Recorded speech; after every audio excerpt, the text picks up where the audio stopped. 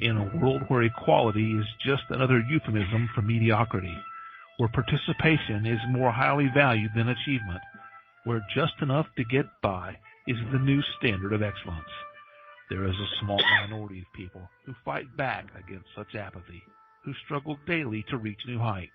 These brave few are the hope for the future, the bright shining light for the next generation. They are the ones who will lead us to the places we have never dreamed of, to the undiscovered country, to reach goals only a few can even begin to imagine. Unfortunately, none of those people could be here tonight, so kick back and relax. Prepare yourself for several hours of fun, friendship, fascinating conversation, and fabulous music. All those F's, that's an alliteration and kind of a radio trick.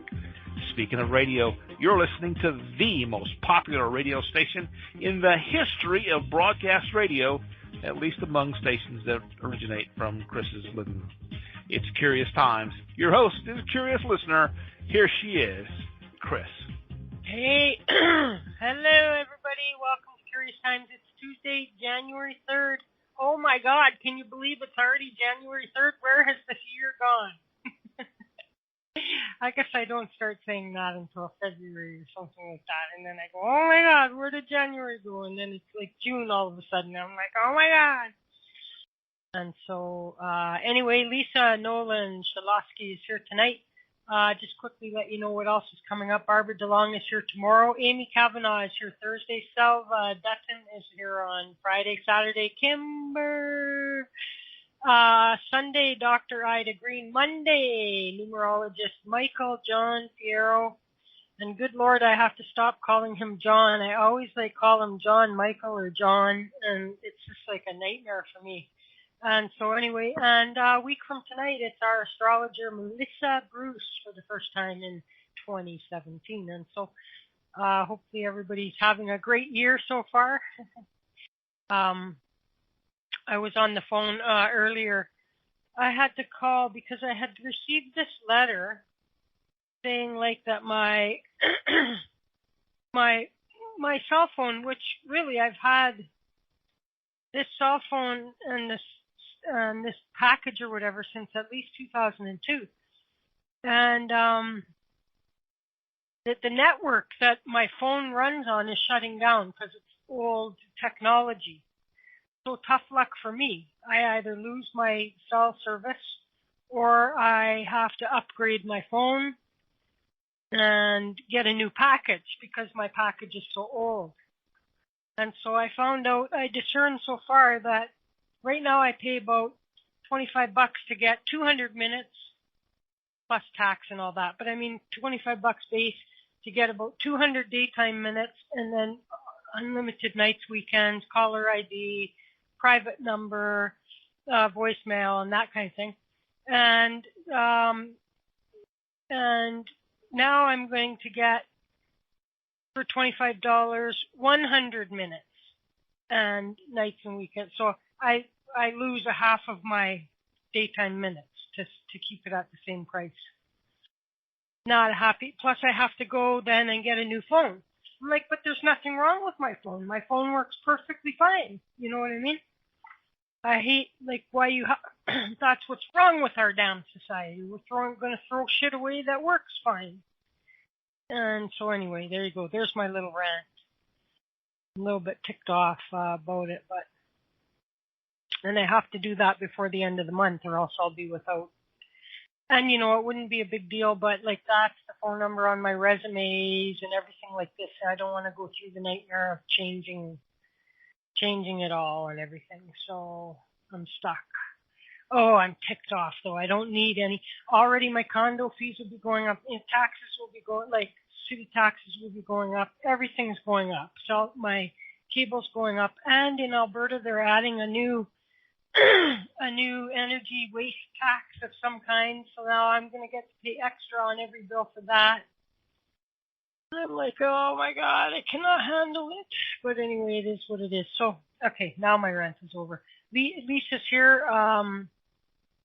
All of you guys know her, but there could be people listening that are new listeners, listening at some of the other places that Intuitalks broadcasts. or listening to it in archives. And so Lisa is a trance channel and a psychic medium. She uses pretty much all the clairs and psychometry, and she can communicate with crossed over folks and angels, light beings, you name it, she can do it. She also does trance channeling, which is where she kind of steps aside and allows an entity to borrow her voice, basically, to communicate directly. Instead of a psychic will receive, or a medium will receive the information and then give it. Here we have the person stepping aside, kind of the source coming in and giving it direct. So that's the best way I can put that. Anyway, to find out more about Lisa, you can visit her website at www.lisanoland.com and on Facebook, Lisa Noland, the psychic medium. So let's go get Lisa and wish her a happy new year. How's it going, Lisa? Hey, happy new year. Hey, what's going on? I can hardly hear you. Oh, there you are. Okay, I'll leave it. I'm not going to touch it. Don't move a muscle. I got myself surrounded by my tax paperwork. I swore last year, like January, February, when I was compiling everything for 2015, I swore to myself I would not wait till the last minute to put my spreadsheet together, to track everything, to like log, you know what I mean, the whole log everything, track my mileage, blah, blah, blah, blah, blah. Here I find myself on January 3rd. I didn't do anything. It's just all been like thrown in a drawer, and now I'm feverishly going back going, okay, no, what did I do? No, when did I do that? And, oh, well, it'll take me a few days to get it all sorted out, but it'll be fine. I know there's some things out there, though, that are like you can push it. I always thought, like back in the day when I had to keep really good track of my mileage and not only how many kilometers, but what was the destination, you know what I mean? Like you had to, you couldn't just say 50 kilometers, you had to be prepared anyways to answer to each of those trips to just prove that they were business, and not personal. Yeah. And I always thought, like, they need to have a thing that you can just, like, push the button. This button is personal, and this button is business, you know what I mean? And then that's part of, but I'm sure it'd be easy enough to do a voice technology where you could push a button in your car and go, business, destination, McDonald's, you know what I mean? Like, just saying that.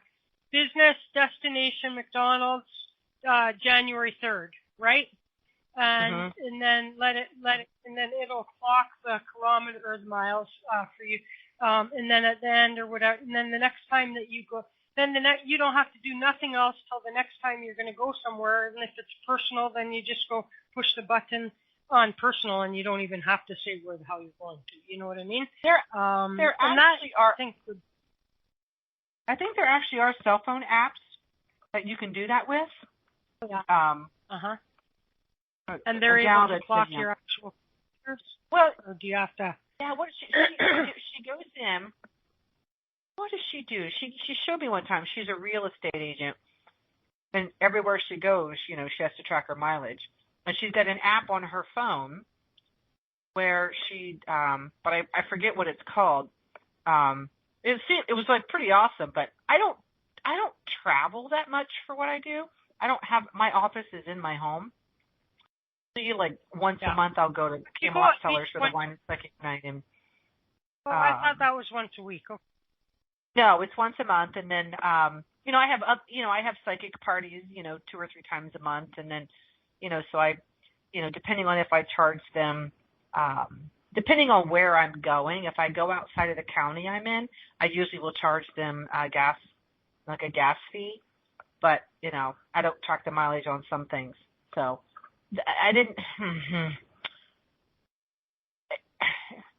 I just didn't do as good a job as I wished I would have done. Hindsight, it's like, I'll remember that. No, I'm not remembering it. So I've just got piles everywhere. And, I did like 6 or 7 expos last year. and all that stuff's just in a pile, all mixed together. So right before I got online with you, I was sorting it out by, the different everything's paper clipped together by the different expos. So I got to go through and sort all that out. And I do a really good job tracking everything once it's like in my spreadsheet in the computer is all set up based on what my accountant told me to do. But it's just getting all the data in there, that's all. It's just time consuming and it's a pain. No, it is. But anyway, one of those necessaries, right? Necessary evils. And how was your holidays? Good or?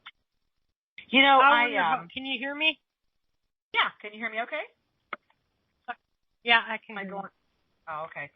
Yeah, I was sick most of December. Like 2.5 weeks out of December, I was just didn't feel well. But by Christmas time, I was feeling pretty decent.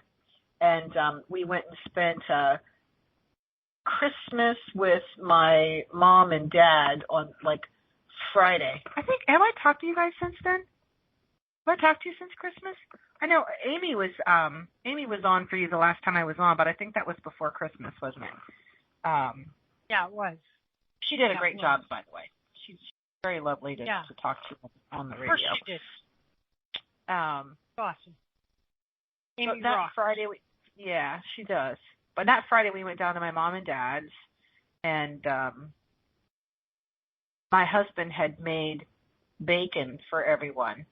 He had, I feel like I'm having a deja vu. He had, it takes him about 8 days because he buys pork bellies and then he puts them in the refrigerator and lets them do whatever. There's a word for it, and I can't think of it right now. But and then after 8 days, he smokes them off on his big green egg, and he did 40 pounds of bacon this year and 5 pounds of salmon. So we took it down to my parents. Yeah. Okay, we were gonna do it. That's what it was. Okay, so it turned out it's so freaking good. And his one brother didn't come up from the Carolinas, so we had 6 or 7 pounds held back for him. So that's just 6 or 7 pounds that we got to keep ourselves. So we've been eating bacon every single day since Christmas. It's awesome. I mean, it's so good. And then he smoked off about 5 pounds of salmon, and we took some to my mom and dad's, and then some to his family's on that Sunday. And it's just so yummy. It is so ridiculously yummy. And then we Amy's reminding me we gave those away as Christmas presents, the bacon. And my husband works for 31 Gifts, which is bags and purses and all kinds of totes and all that kind of stuff. And every year they have an employee sale, and anything he can fit in one tote's only $20, which the tote itself is more than $20 if you just try to buy a tote. So we just get thousands of dollars worth of what they call product. So I play Santa with all of that stuff too. So I gave a bunch of that stuff away. And so the holidays were good. And then New Year's Eve was really quiet. My stepson was down in his band that he's with in high school. They performed at the Peach Bowl down in Atlanta. So he was gone. And they had a lot of fun. That was exciting for them. And we just stayed home. And we had I would call it a movie marathon for 2.5, 3 days. It was great. One of the movies we watched, we watched so many movies. It was crazy. 3 movies in one day. Patrick's like, are we going to leave the house? I'm like, no, not if we don't have to. We just kept playing movies and we even ordered in pizza so we didn't have to go out. It was the best New Year's Eve ever. Unless you have to, I think it's not good to go New Year's Eve anywhere. Yeah, it was the best. I guess it depends on where you live, and weather. Yeah. So one of the movies we There's watched. Not much reason to leave your house. Not much reason to leave your house from September to May around here. You know what I mean? Well, and here we actually are are having really warm weather up here. It's like, I'm looking right now, it's 46 degrees, which this time 3 years ago I saw on Facebook, it was like sub-zero. Like we had, like my dogs went, I seen a note on Facebook where my dogs had gone outside and they lasted like 30 seconds and we had to carry them back to the house because their paws were freezing. So that was 3 years ago. Now it's 46. It's raining. It's really decent out. I'm not complaining. I'm totally okay. Wind chill here, it's -6 Fahrenheit. Oh, and it's going to get bitterly cold. Apparently, that's not bitterly cold enough. It's going to get bitterly cold in Alberta. Oh my God, that's not bitterly cold. Winter, But... No, that's not bitterly cold. Like the current temperature, I wouldn't call that survive. Bitterly cold.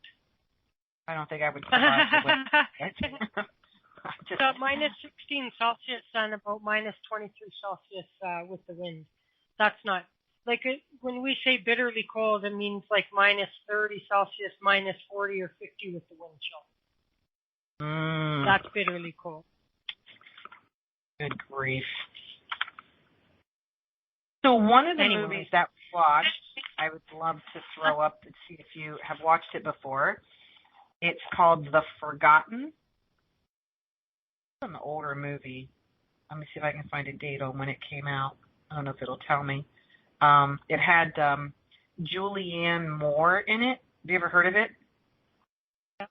Yeah, I know her, but you have to tell me what the movie was about. I don't remember stuff by the title usually. The movie is about a woman who is under therapy because she swears she's had a child, but everybody around her is telling her that she didn't, that she's never had a child, but she keeps having these visions and goes into the kid's room and looks at his photo album all the time and looks at the little hat that he wore and all this kind of stuff. And slowly, day by day, they keep taking things away from her so that she thinks she's crazy, like she never had a child, and she swears that she did. So then, as the movie progresses, she runs into a guy who, The Forgotten. Yeah. Have you seen it? Yeah, I don't know if are we? Yeah, well, that struck a bell with me when you mentioned about that she could have swore she knew she had a baby and blah blah blah. Rang a bell with me. Yeah, so here it is. 9-year-old Sam Peretta is dead, killed in a plane crash. Even though it's been 14 months since the accident, his mother, Telly, which is Julianne Moore, still grieves over the loss. But suddenly her husband, who is played by Anthony Edwards, swears they never had a child, and her psychiatrist, who's Gary Sinise, insists she's delusional. But worst of all, there is absolutely no evidence to prove Sam ever existed. Haunted by the memories of her son, Telly's search for the truth propels her into a dark, mind-shattering conspiracy of unearthly terror. So she's going through this whole thing, and then she finds a guy who supposedly had a daughter, and they there was like 6 or 7 kids that were going on this trip, and she keeps. It's like they take you back to her vision, and then they take you back to present day, and then they take you back to a vision. And slowly throughout the movie, the two of them begin to unwind that, yes, they did both have children, that, yes, there's some kind of cover-up going on, but no one will believe them, and it's a mind wipe. But it's not really the government doing it. It's like ET people doing it, and they're doing this. It's a experiment, they call it, on the mother's love of a child and the bond that they have together. It is freaking awesome. I mean, it is so good. It is so good. There was some new TV show that was not on one of the major networks, and it was it's sort of like not Skyfall, it's like something Fall, and it's a pretty trippy it's about dreams and this and that and all that, and there's 3 different storylines kind of thing going that are kind of connected, and one of them, the woman knows she had a baby, but everyone's going, no, there was no baby. So I wonder if they kind of ripped that off a little bit off of that in a way, but yeah, I don't know. I don't know when this that's good. So started out. It doesn't say. What other movies? What else did we watch? We watched. I think we're off. Huh? I think we're off sync a little. Yeah, I think we're off time delay or some kind of thing that's going on between us here right now. But anyway, what other movies did you watch?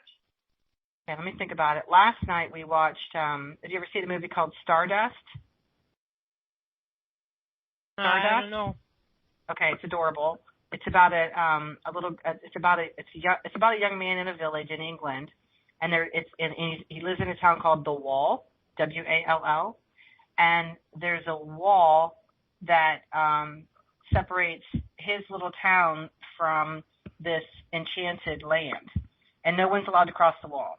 Well, he crosses the wall and goes over and ends up having this experience, and then there's a baby. 9 months later, a baby's dropped off at his door. And then from there, the little boy's name's Tristan. Tristan grows up to be a young man, and then he tries to cross the wall, and he wants to prove to this girl that he wants to marry that he's worthy of being, married to her. And at the same time that's going on, there's this experience where this king of this enchanted land is dying, and there's this necklace that the only way, and we haven't finished watching it, but the only way that this necklace could turn back into a ruby is if the rightful heir gets hold of it, and through some, like true love kind of thing. And so he throws it out there, and then it goes and gets his daughter, who's a star. So the star falls to the ground in this enchanted land, and then the whole story is around this star. It is so adorable. It is so cute. It's such a great show. Robert De Niro's in it. I forget the name of the actress. She's a famous actress that plays the star, and it's just a really fun. Michelle Pfeiffer plays one of the Wicked Witches in it, one of the Black Witches. Oh yeah. So it's called Stardust. It's a really good movie. God, what else did we watch? We watched 3 in one day. We've got one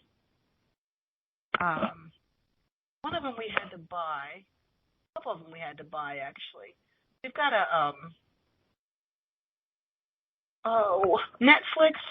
We purchased a free subscription to Netflix, but even some of the movies you want to buy that you want to see aren't available on any of these, like Hulu or Netflix or any of that. You gotta pay like a rental fee of like $2.99.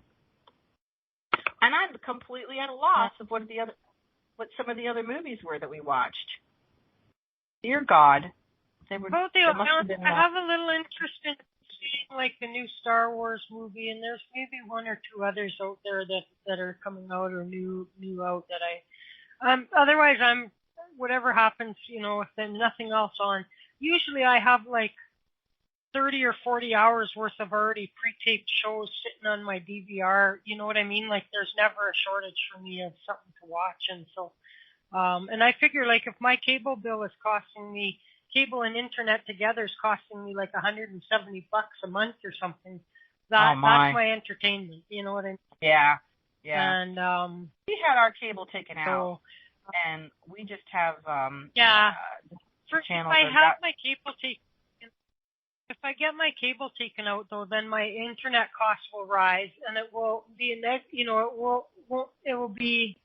Now I won't have, you know what I mean? Like, I won't save as much as I should if I can't cancel the cable. So, and then my DVR will be useless because it only works on Shaw Cable. So, anything that's all, if I'm ever going to do that, I'll have to make sure I watch everything first, or I guess I would lose everything that's on my DVR. Yes, you would.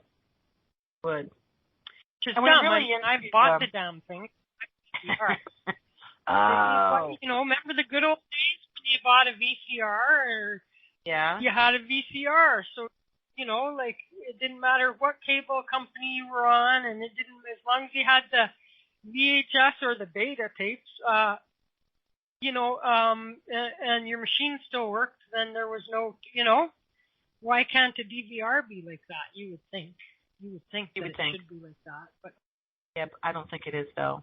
So listen, what has Gaia, have you, when's the last time you channeled Gaia or any other entity, and is there any information about 2017? Oh my gosh, we did that so long ago in December. I don't even remember what she said, and I didn't dictate it this time.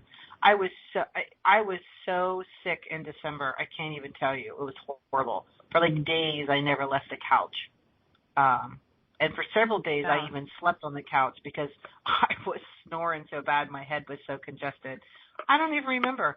I just know that, it's the proverbial everything that everybody else has been speaking of. 2016 was the year to release, purge, and let go of all thoughts, feelings, and emotions that no longer served us. And I'll tell you, they were freaking kicking my ass in December. They were kicking it left and right through dream time, through just to get rid of everything. And I'm like, come on, oh my God. It was just like everything that I've been telling everybody else. It's easy to tell everybody, but I'm telling you, when it comes to doing your own work, it sucks. And I got just nailed in December. And it's all fine. I mean, it was all stuff that I needed to let go of, and it's stuff that I needed to pay attention to. And I'm actually did some release work today with someone who guided me through some stuff with my ex-husband, and which was very healing. I didn't realize that. It's interesting when someone starts working with you and helping you. You don't realize what you're still holding on to until they start probing, right? And they say the right thing, and it's like, oh my God. And one of the questions she asked me, because I was having trouble deciphering some of my dreams, and I asked this person who's an intuitive. I said, because we were just chatting it up today, I'm looking for my piece of paper so I can tell you exactly how she said it, because it was really good. I said, I don't understand what I'm still holding on to. Can you just check my field and see if have I done a good enough job releasing all of this stuff from my ex-husband? Now, my ex is deceased. He died of a drug overdose, accidental, and he's been deceased since 2008. And I knew he was dying. I knew he was going to die, which was disturbing enough. I've only prophesied death like 3 times in my life, and his was one of them, and it happened.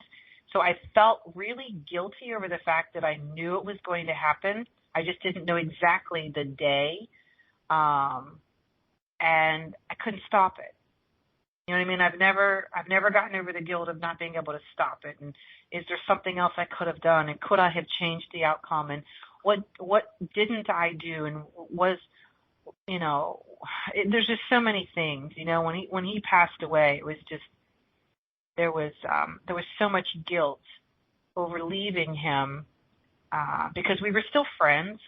I didn't leave him because I didn't love him. I left him because I couldn't deal with the lifestyle anymore. Because he was spending so much money on drugs. He would spend $1,000, $1,500 a month on drugs. And I just couldn't handle the lifestyle. It was horrible. He was drunk all the time. These are prescription pain pills that he was buying. And he was very sick. And so we remained friends afterwards. And I always tried to get help for him, but it just never seemed to be enough, so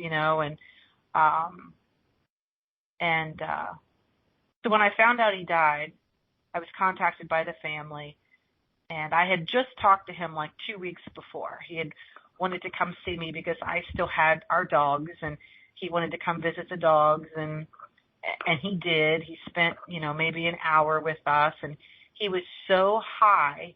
I went upstairs. That was in September of 2008. And I was living with my parents at the time. After my divorce, it was just the right thing for me to do, to, go back with them.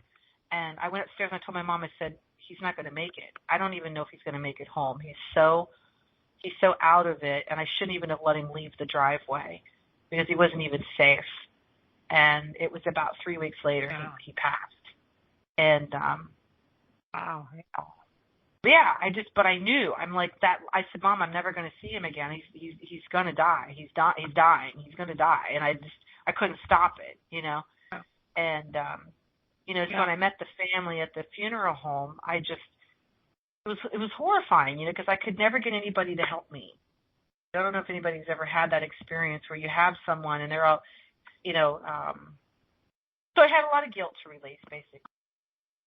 I still have anger over the family because they sued me after his death for a lot of money, and I had to go through hiring a lawyer to prove that I didn't owe that debt. It was horrible. It was horrible. It was a horrible situation. And, you know, they stuck me with some of his bills, and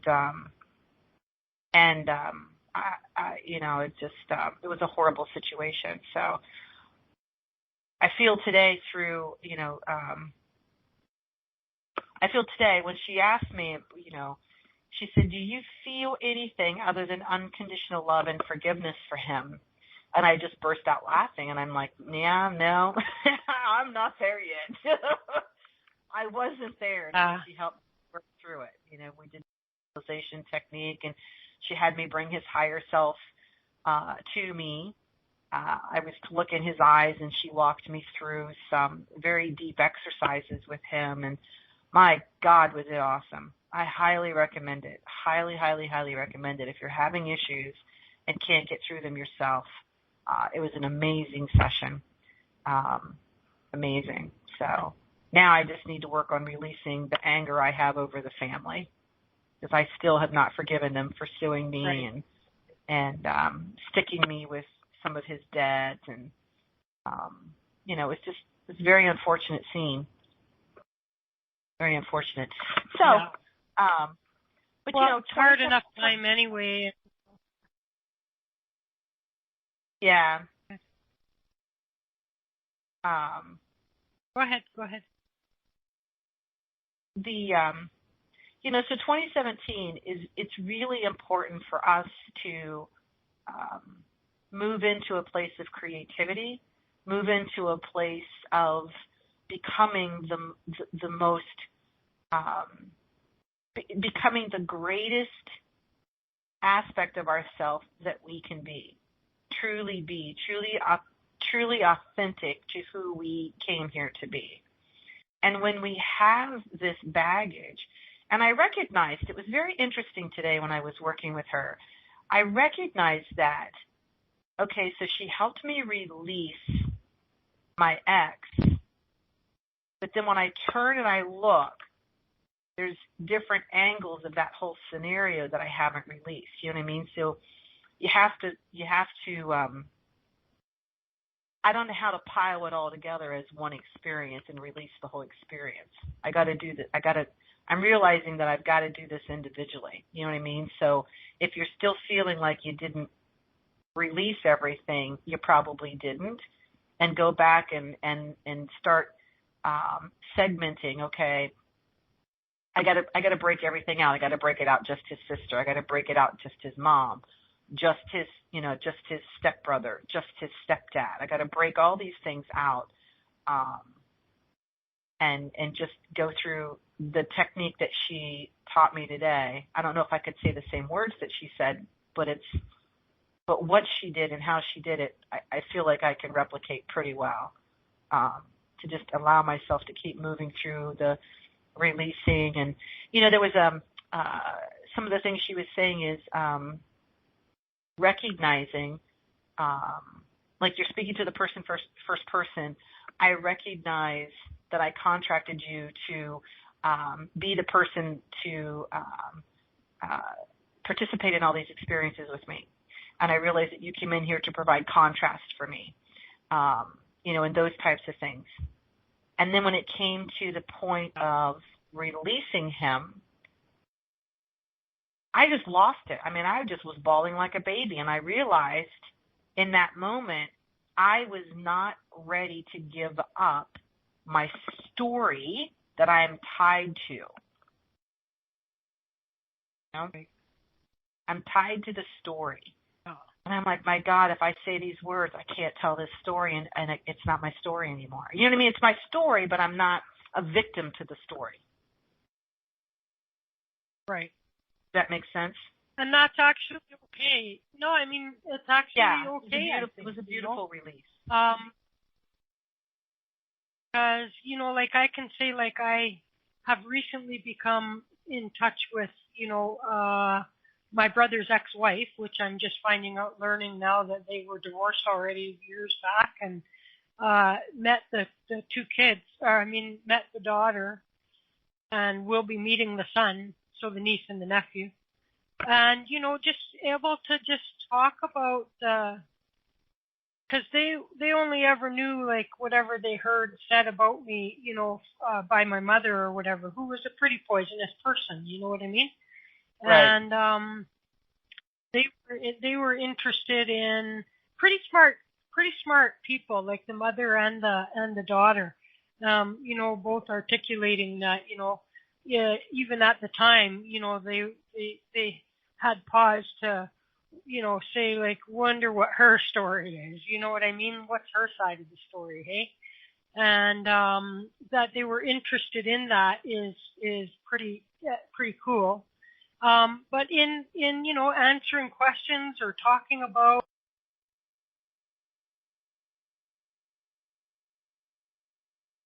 I just got muted. I got muted. So in answering their questions or just talking about it or whatever, didn't raise any anger or upset in me at all. I'm able to tell the story. Where years back it'd be like with hostility, you know what I mean, and anger and upset, and I'd probably be upset again at stirring that all up again. And you know, it's almost like I'm telling someone else's story in a way, you know what I mean? Someone else's story. And so, you know, that's really how I do know that, you know, I did a pretty good job of releasing. And it also goes to show that it can take a lot of years.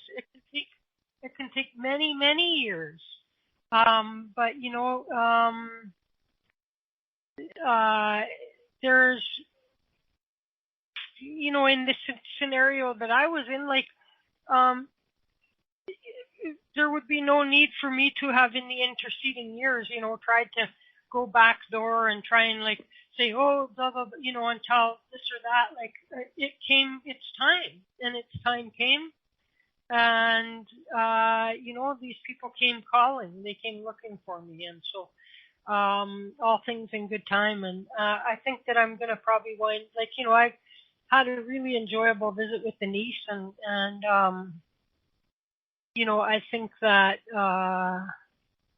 that's, you know, a really good turning point. And I'm not sure that it would have been the same if I still had all this anger and emotion all bottled up with it, you know? Right.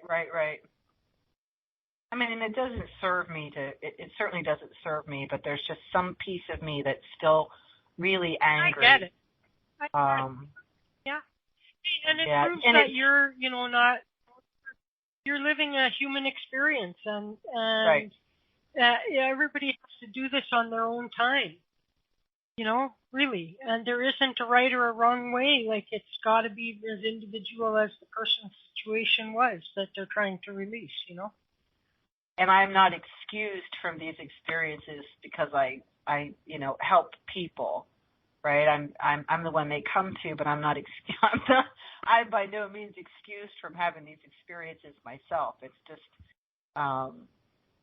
it just was a eye-opening experience today. It was really, really healing. It felt really good. I felt really light afterwards, and I was like, okay, this feels good. I just need to keep pushing through it, you know? Yeah. Like, hey, I just kept having all the dreams I was having in December were all about him. So I knew there was something mammoth that I had to let go of, but I couldn't. I told my husband when he got home, I said, you know, I did this release work today with my friend, and I said, I don't know that I would have been able to find that on my own. I needed her help, because I would not have. Sound is kind of deteriorating. Your sound is kind of deteriorating again. Is it any better? Okay, Yeah, how a little about that? bit better. So I haven't moved. yeah, I think it's just gonna we'll have to deal with it, I guess.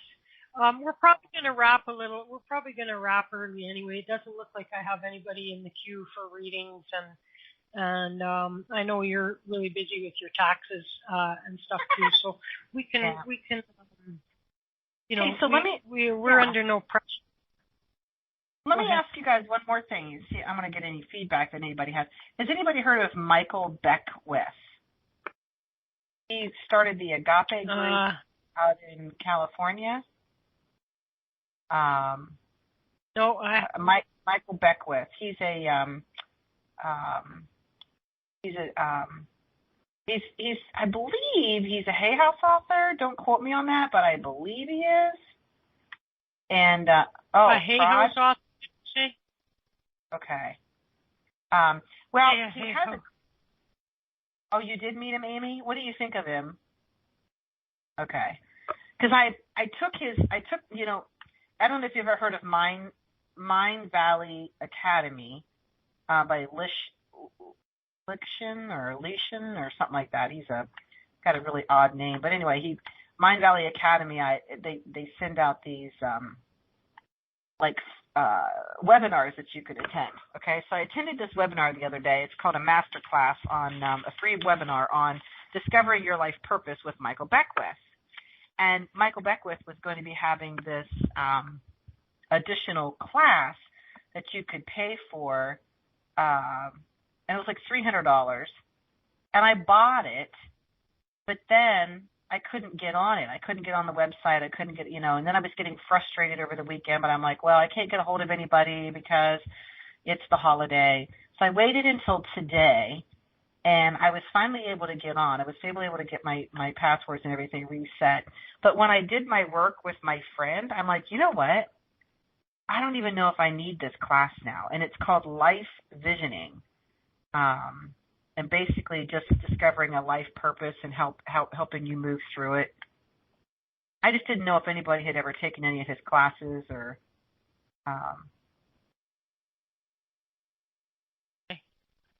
Okay. So okay. listen, it sounds like I don't know. I guess everyone's saying the sound is fine for them, and it's not good for me at all. I'm having a real hard time. So I'm going to hang up and call back in. So can you keep talking and let me see if I can sort it on my end? Okay. All right. I shall keep talking. So I signed up for this class. I think it was like $289, which I haven't started yet. But he seemed really legit. He seemed really genuine. Some of the stuff that he was talking about was there's different. Let me just see. I'm looking at my paperwork that I. A lot of the stuff he was talking about is stuff that I know. I hear it all the time. I even use the same, verbiage in my own work. People are suffering from the inability to see reality. Of course we are, and then one of the biggest things that we have to look at is the whole victim consciousness, which totally made sense to me. And here I find myself recognizing my own victim role from my past experiences today. I don't know. I just, that's what I was thinking, Karine, is nobody's really saying anything new, but would it help to, how sometimes you just have to hear it a different way?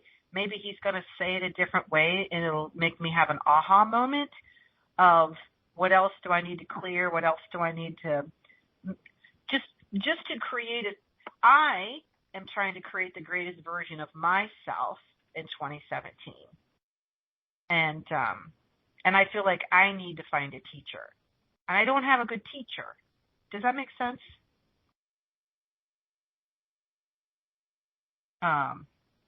Oh, you saw his offstage self. Okay. Yeah, I don't know. So I'm just kind of, there's supposed to be a 30-day money-back guarantee. But I feel like, feel like I need a teacher. And then there's another guy. I don't know if you guys have ever heard of Mike Dooley. Yeah, that's what I was thinking too, Amy. It's kind of 101 stuff. But you know what? I'm okay with going back to the basics. You know, I'm okay with basic stuff, but I don't know if I'm worth. I don't know if I want to spend $300 on basic stuff. That's my conundrum. But Mike Dooley has a class coming up, and it's called what is that class called? I forget. But it's a conference on. It's basically like it's a train the trainer conference, and it's a train the trainer on like infinite possibility, to become an infinite possibility trainer. I think it's something like that. I don't know if anybody. Can Corrine unmute and tell me stuff? Yeah, hi Lisa. Hey. So I also know a little bit about Beckwith. I won't get into it. And as I was saying, and you were saying, you know, I mean, is it worth it to spend hundreds of dollars on a course? No, it's not. And I find that when I listen to certain people, and I listen to a lot of these shows, you know, of course, and I mean, no one's really saying anything new. They're rehashing everything. And, but today I heard a show, that was, you know, I wish I knew who the guy that they were playing was. It was a black preacher, and the way he wasn't speaking about religion, but he was saying, you know, maybe it was the way he was talking, but it was really inspiring to me. So, it was just like he was saying, you know, you can change your address, you can change your name, you can do all this shit, but you gotta change your mind. And it's true. You know what I mean? Absolutely. And so Lisa, it's like I do this too. Like I always talk about books I'm reading and what I've learned from them. But I really want to hear, what has your life been about? What have you learned through your life experiences? So, you know, I like, you know, I know what I've learned from mine, but you know, I think when you talk to other people, the gift that you get out of it, even from an interview, like the other night I was interviewing Selva, and I think the best kind of interview or discussion, at least, is when the people that you're talking to learn more about themselves through that conversation that they wouldn't have thought. Do you know what I'm saying, Lisa? Like, right. I learned more about myself from interviewing her, and I think she also learned something about herself. So it's like, you know, we have a million stories that make up our lives, and sometimes when we hear people, you know, giving these lectures or they have these classes, it's like, you know, I don't know. It takes someone very special, in my opinion, to, you know, and I'm not calling myself Einstein over here, but it takes somebody very special to impress me with their knowledge, because, you know, like you just said, you don't think that he would be a good teacher, or you cannot find a good teacher. So where do you go, Lisa, to find a teacher, you know? You know, that's the thing. I want to learn something I don't already know, but at the same time, I'm okay with being reminded of the basics. You know what I mean? And I struggle with what next. What else is there to do? Like, I don't know. You know, I really want to dare myself to be greater than I've ever been. But I really, you know, I don't mean to be hard on myself, but, you know, and then I look at myself and I'm like, well, how great have you really been to even go greater? So it's really not that far to go. You know what I mean? This is where my mind's been. My ego's, I'm telling you guys, in December, my ego used me as a frickin' punching bag. So when I saw this class, I'm like, okay, you know, maybe this is actually a class that was designed in 2015 to take people through 2016, but Mind Valley's using it again, which is fine because, you know, the information is still relevant and there's people that can use it. But I'm wondering if there's really, I want something deeper and more philosophical that's really going to stir me to move. You know what I mean? I really want moved. Right. Now, he's asking a good question. Have you ever studied A Course in Miracles? I haven't. And you know what? Lisa Natoli is a Facebook person that keeps offering like a 40-day Course in Miracles. Maybe I need to look at that again. Well, how about just get the book? Study the book. Oh, guys, I have the book downstairs. I have the book. I've just never opened it. Okay. I'm notorious for buying books and then I don't open them. I hear but you. Isn't that interesting? Isn't that interesting? What do I not want to learn about myself? Or otherwise, I would be delved into it, right? Right. And like this preacher said today, one of the things he said was, to be something you've never been, you have to do something you've never done. Never done. Yep. That's so. I love that statement. I mean, that's not like brilliance or anything, but to me, it meant something. You know what I mean? Yes.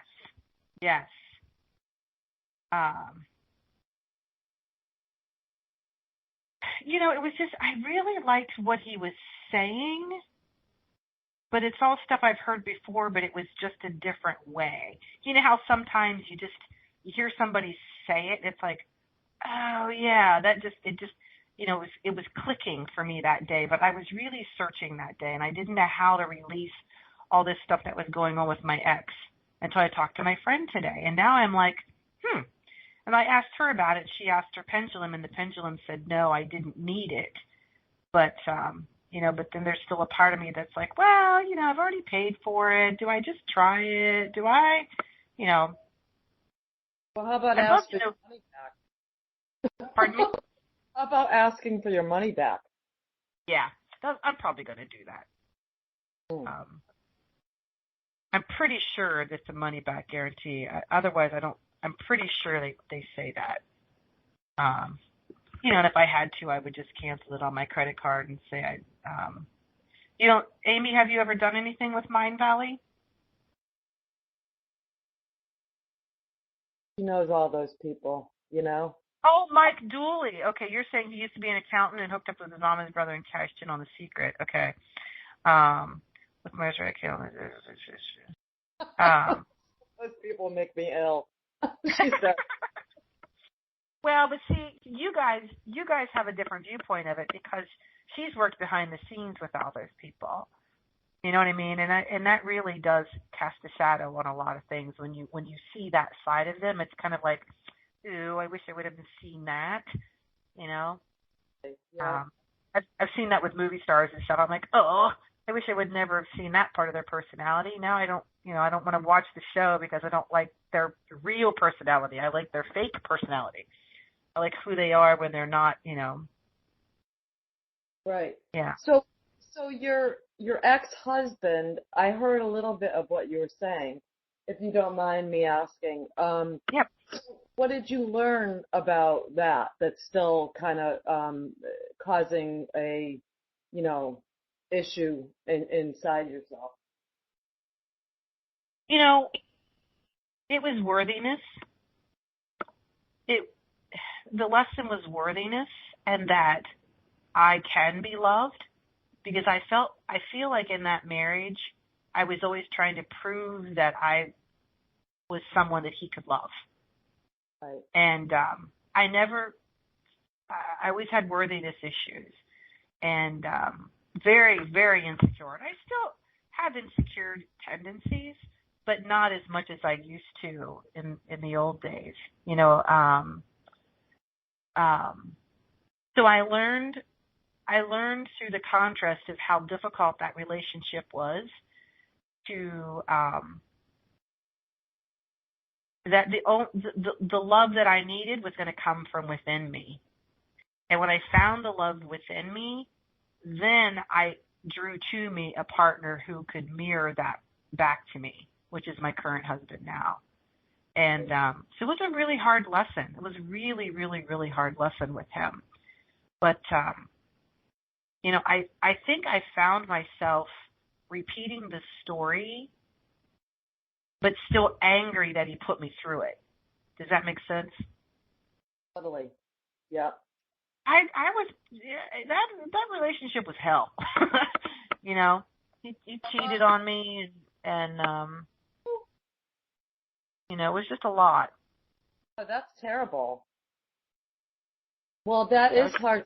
That's hard to get over, you know? I mean, but, you know, for some reason you had to be put through that. I'm not sure what it is, you know? Yeah, and you know, it's, in this is how humans who don't love themselves, what they will allow themselves to do, right? So when we first got together, we were like 24, 25 years old, and then we separated for a long time, and then we got back together around the age of 30. I was like 31, 32 when I was 32 when I married him. The day I married him, I told him, and this is how ridiculous this is. This is why I just still kick myself. If you drink one more drink, we're not going through with the wedding, because he was borderline drunk, and we just should never have gotten married. But I did it anyway because I was desperately seeking love. I desperately wanted to be loved. And so then I put myself in a position of a marriage where drugs and his friends were always more important. I was always going to my parents for the weekend, and he was always going out with his friends, and then we would meet back up like on Sunday evening. Like we never hardly did anything together. And so I learned a lot about myself through that relationship. What I'm willing to put up with, what I'm willing to what I won't sacrifice. And I realized that true love only comes from within. That I can't and won't ever try to prove myself lovable to anyone anymore. I just am love. That was a huge lesson. It was a huge lesson. Yes, it is. Yeah, I mean, I won't ever share a checking account with anyone again. Me and my husband have separate checking accounts. You know what I mean? I keep my independence. I don't give my independence up. Right. That's good. So when you think, what, Chris? I said good for you. Yeah. I highly recommend that for everyone. Well, that's why I didn't give up my name. You know, that's why I hyphenated. I just couldn't. I wasn't going to do that again. Yeah. Good. Yeah. So when you think of your ex, Lisa, like, do you like, have you completely forgiven him for what he did? I can't say 100%, but that's my goal. That's my goal. Right. You know, there's just so much. I mean, there's just so much. You know, he wasn't a bad person. He was just very damaged.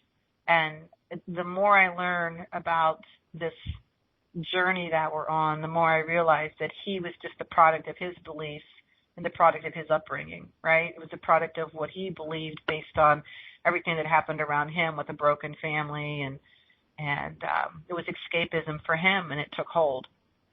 And it ended up taking his life in the end. That's what happened. He ended up having a drug overdose of 7 different pills on board, and they were a mixture of very deadly things. One was a pain patch that just the pain patch alone was more than he needed, but he had 6 other things on board, including like Xanax and Valium, and it was crazy. Like he was, you know, it's like he died in October, but in like June of that same year, he called me, and he was in the hospital, and he's like, will you come and get me out of here? And I'm like, what are you doing in the hospital? He's like, well, I had a blackout.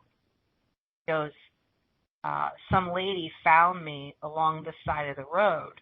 I'm like, okay, back up. What do you mean they found you along the side of the road? He's like, well, I don't know. We've lost time. I was like, who's we? So I was with my friend, the friend that died 2 weeks after him. They were together. They think somebody drugged them, and they stole his van, threw him out. When he was found, he was near dead. His shoes were missing and his wallet was gone. And his friend was found 2 counties away in a creek by a dog that belonged to a farmer that owned the land. And neither one of them remember anything about what happened. So he gets out of the hospital, and he has me come out, and we start driving around because they hadn't found his van yet. So we drove around and ended up finding his van. It was like ridiculously close to the house. So these were experiences that even after my divorce, I was still helping him with, like trying to help him pick his life up. And it was just a lot. It was a lot all the time. And we would go days without talking. Like we would have an argument, and we would be living in the same house, walking down the same hallways, and just wouldn't speak to each other for days. Yeah. Well, Amy brings up a good point here. You need to separate him from his addiction. And it's hard to do that. I know. It's very hard to do that. But that's true, Lisa. Yeah. Yeah. Yeah. And also, she also brings up a good point about, if somebody is all about, I am spiritual. We've talked about this a million times. You can probably bet that they're really not that spiritual, okay? We don't need to talk about how spiritual we are. The guy who's on the corner looking for a change is very spiritual, okay? So there's your spiritual teachers. You don't have to go pay somebody hundreds of dollars. Just get out there and talk to people. Those are your teachers. Yeah. The best teachers, That's a really good point. Yeah, it's a very good point. Like I struggle. Go ahead. I was going to say I struggle with it too, because it's like, I'm always like fighting against, I don't want to listen to this person because, they're full of crap or, whatever. It's just the same old stuff I've heard a million times.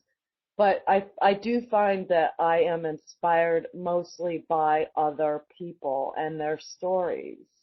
And so let's begin there with spirituality. I mean, tell me what you've been through. That's where the wall is broken down between people. And that's where we learn so much. You know what I mean? Yeah. Michael Beck was in that. Here's the one thing that really drew me to him. Because in his talk, he talked about, as a younger person, he sold drugs for a living. Like he was doing really well, paid cash for his college because he was a drug dealer in all these different states. And he talks about something inside of him. He decided that this is it. I'm not going to be a drug dealer anymore. This is my last deal. And the last deal, he got caught. And he ended up not doing any prison time. The informant wouldn't testify against him, and there was something else that happened, and he walked away from it. And he Amy's saying he's a, I won't say that online, but the drug is fluffy unicorn chatter.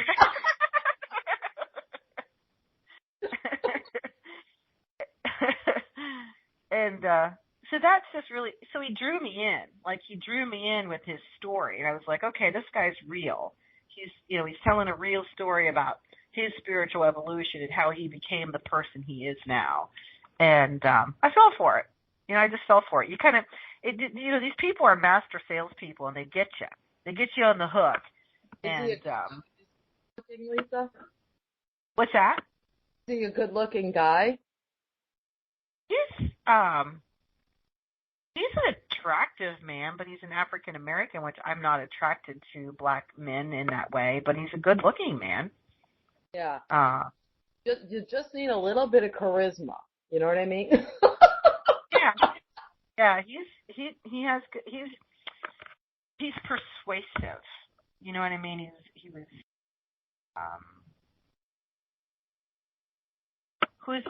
What's that link?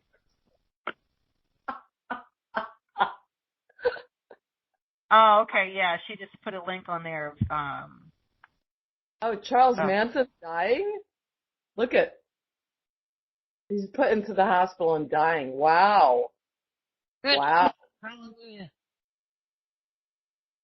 Mm. Good.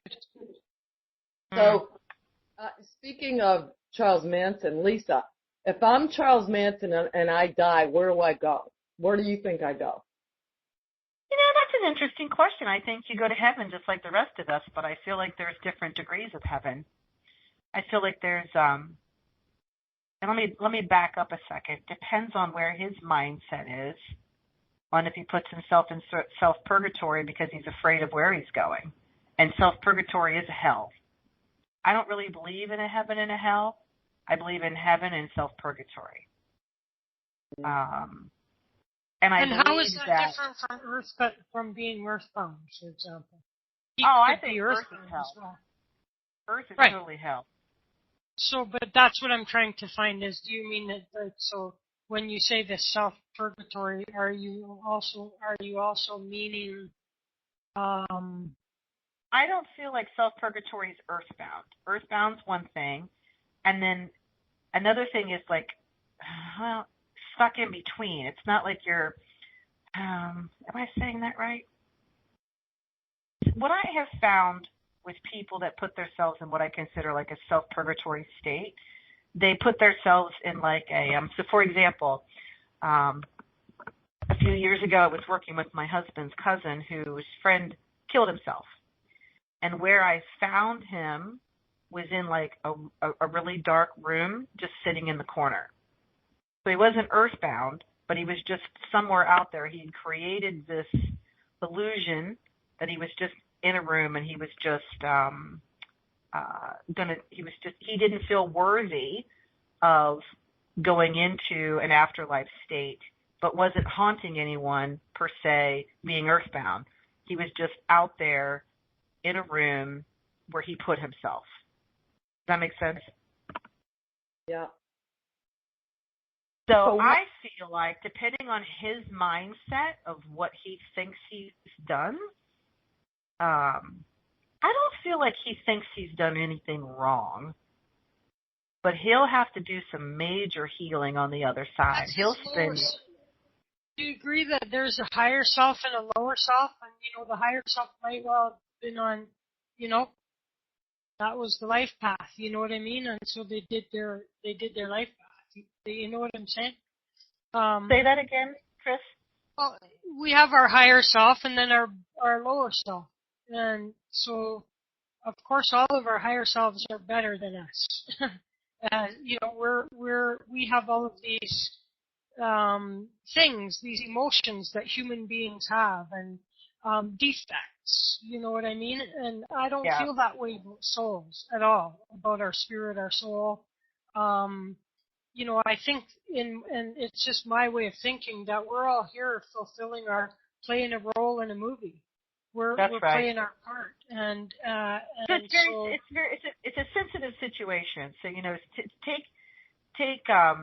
take him for example of all the harm that he did to the people that he harmed. Yep. But he was playing a role, right? He was playing out his contract. So, for me to judge him as a bad person, well, yeah, from a human perspective, he's a horrible person. So on his lower self, he doesn't think he's wacko, and he didn't think he did nothing wrong or all, just like Hitler or any of the others, So the thing is that, is there really some kind of penalty that, is there, or did he just, mission accomplished, on a higher self level, so now if he remains earthbound, it means something happened in between during this life, maybe some damage to the soul or something, is possible. It's a possible. I don't know anything. You know what I mean? Right. I don't know any one of us that does know for certain. No, right. anyways. I don't know emphatically. It's All my I can tell you is speculation. based on what my experiences have been and what I feel with people. I find people in a place of, I'll call it self-purgatory because they don't feel worthy of going into a heavenly state until they receive the forgiveness of all the people they harmed. That's one example. That's one way I think of earthbound people as being. So, for example, the ones that are terribly Catholic or whatever, and now they're afraid that they're going to go to hell, so that they stay stuck. Or they stay earthbound because they don't want to leave their loved ones or whatever, Right. or there's, Right. for whatever the reason is. So I'm just trying to discern from you whether that's two different things going on, which is A, earthbound versus B, self-imposed purgatory. You know what I mean? I personally feel like they're two different things. Personally, from my experience, I feel like they're two different things. I feel like somebody that's earthbound, so for example, this same cousin I'm talking about had a friend pass away, and he avoided me when he was here in the physical, but upon his death, he started coming around, and by it was like day 3 or 4, they had the wake. It was on a Friday. He shows up in my bathroom when I'm taking a shower. He's sitting on my toilet, and I could just, you just feel them there. And he's like, "Okay, Lisa, I'm ready to talk. What's this whole dead thing about anyway? Where am I supposed to go? What am I supposed to do?" So in order to keep him from being earthbound and getting lost on where he was supposed to go, that's not necessarily a self-purgatory. That's just, I'm confused about being dead. Help me figure out where to go. Does that make sense? Yeah. Mary's got a question in the chat there too. Yeah, I've heard if you are human, you will never come back as anything other than a human. When Nick was on, he was talking about coming back as an animal. What are your, I absolutely believe we can come back as anything. Through my hypnosis experiences, we hypnotized a guy who's living out an alternate reality as a tree.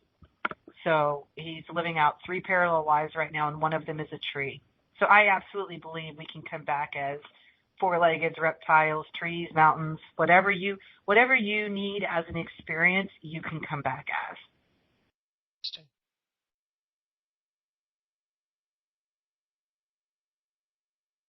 What do you mean, Amy? Go. She's asking me if she can unmute. Come on, join the crowd, Amy. Come on in. Since the show, Yeah, of course, Amy. Chris never reads chat. That's why I said that. I just wanted to say something about the difference between my understanding of the difference between the self-purgatory, which I love that word, and earthbound. And I discovered this with my father-in-law. I had Keith's father. Keith died 6 years ago today, and 6 years ago today, I had, I guess, what I now know to be a shared death experience where I went to Catholic heaven and saw this real crucified Jesus, like he was like really, really bloody, and he had that thorn thing on, crooked, like a kind of like a fallen angel, like it was crooked and it was really bloody, but his eyes were like really, really blue and sparkly, and I felt like this unbelievable love that was like so powerful.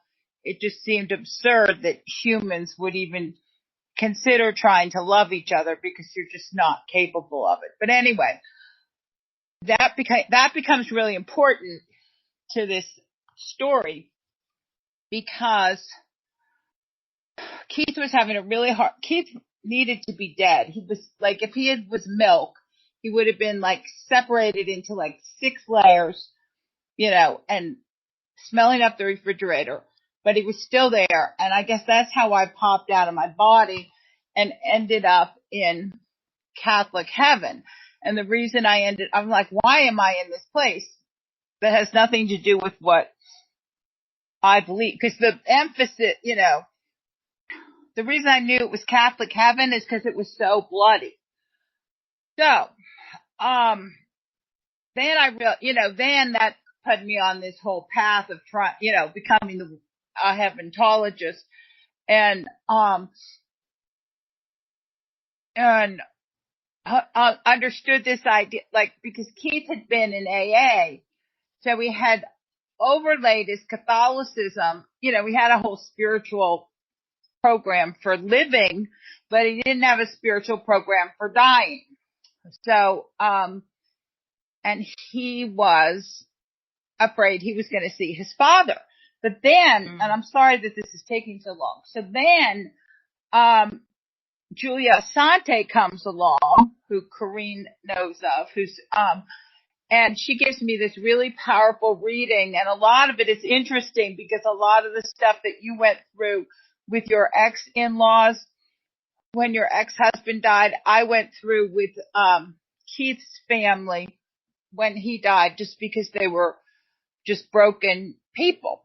But anyway, his father was already dead when this all happened. His father was already, just crazy, crazy stuff had happened in this family, but they were also devoutly Catholic. And when Julia Asante gave me a reading,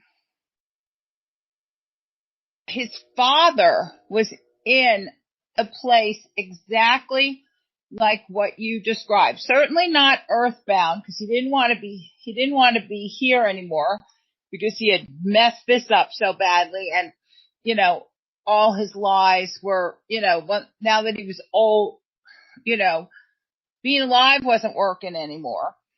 Right. So it wasn't like he was earthbound. It wasn't like he had scores to settle on earth. But in his particular case, the way I would explain it, the way I experienced it, between what Julia Asante was saying to me and what I was just experiencing energetically in reading, was he was not willing to go through his life review. In his case, his belief system required him to come clean to whoever, Jesus or whoever you go to, St. Peter, whoever, and he was not willing to be on it. He was not willing to be on. He was not, because he'd done, for example, they were very, very wealthy. He was a attorney. And he had done, he got his daughter pregnant, and then paid the brother, not Keith, his other brother, $100,000 to pretend that he was the father, and they kept the baby because they were Catholic and put it up for adoption. There were some things he needed to, he had certainly gone annulments and done all this stuff, paid all the money he could to the Catholic Church to keep him good on earth. But now he was in a whole different realm. Jesus or whoever he was talking to didn't take American Express. And he wasn't going to be able to write a check to get out of some of this stuff. So in his particular case, because of his particular belief system, and I think it's different for people, he was not willing to go through a life review. He didn't want to be alive anymore, so he wasn't, and certainly the people on earth didn't want anything else to do with him. He wasn't welcome on earth because he had messed up so bad, and he wasn't willing to be on, he wasn't willing to be honest. He wasn't willing to come clean in front of his maker, where all sins are equal, where, stealing sugar from Burger King is the same as getting your daughter pregnant. And, as a result is nowhere, and other members of the family have had readings and dreams and stuff and described this same place. That's why it's so important what you said, the self-purgatory, because they described it as nowhere. And one of Keith's cousins, who's a homeopathic doctor, keeps having this dream where he comes to him and tries to help him. He keeps wanting his help pushing him into heaven or something. It's just Oh, bizarre that wow. it's playing out. It's not just like, oh, this is true because Julia Asante said this. This is true because it's happening to different people, and it also perfectly makes sense with how he lived his life, how he dealt with being caught, how he dealt with how he would put skeletons in the closet and throw money on, and now he's in this other place. And he's just not willing to tell Jesus that he had sex with his daughter, which I guess is a lot to tell Jesus, but Right. if you Well, and it's an easy way to say it is as in life, so in death. So if they are right, as above, so that is so true in so many things. As above, so below. And I see that play out so much lately. And it's interesting because depending on, some people that I'll do readings for, their loved ones have had 2 years of going through a process of death and they've made complete peace with it. But then someone in the process will die of a massive heart attack. This just happened. I had about 6 months ago, I had an experience where they're going through the funeral, right? And they're making plans, and the brother is talking to the nieces, and now this was the scenario. The mother is in the process of dying. She's been dying for a couple of years, with some sickness, and she's in hospice. Everyone's gathered around. They're waiting for her to take her last breath. The brother's on the couch, hands tissues over to the nieces. They turn to say something to him, and he's dead. He keeled over dead right on the couch while they're waiting on the mother to die. And my experience with that is the brother was so massively confused about what happened because he was taken so quickly that his time of healing on the other side is going to be a lot longer and a lot greater and a lot deeper because he didn't have time to make peace with it here. So that's been my experience. And every single scenario is different. It all depends on how at peace they are with their own life and, and what they have done or afflicted onto other people. I can only imagine what they believe. And sometimes It's not even what they believe, because I think, Keith considered himself to be a recovered Catholic. He had gotten sober in AA in his 20s. So, he thought he was so far from Catholicism, but that, his DNA and his cellular, he had not overlaid another spiritual thought on top of that. So all he had was this was like when he was alive, that was why he couldn't die, because all he had was this, Catholic instruction book for dying that, was really scary. Thought he was going to hell. He thought he was going to hell. And I think that his father also thought that he was going to hell and thought that he can stave off going to hell by not turning around and facing it. He's like on the lamb from Jesus, he's on the lamb from Jesus because he believes in Jesus and that Jesus has to forgive his sins. He's like on the lamb from him. So he's not caught, but he's not in hell yet. He's not in hell yet either. But the way it's described to me, purgatory sounds worse than hell. Yeah. And then, as far as Manson is concerned, here's my thought on that. It's going to be where he is in his mindset and his beliefs of his actions here on Earth.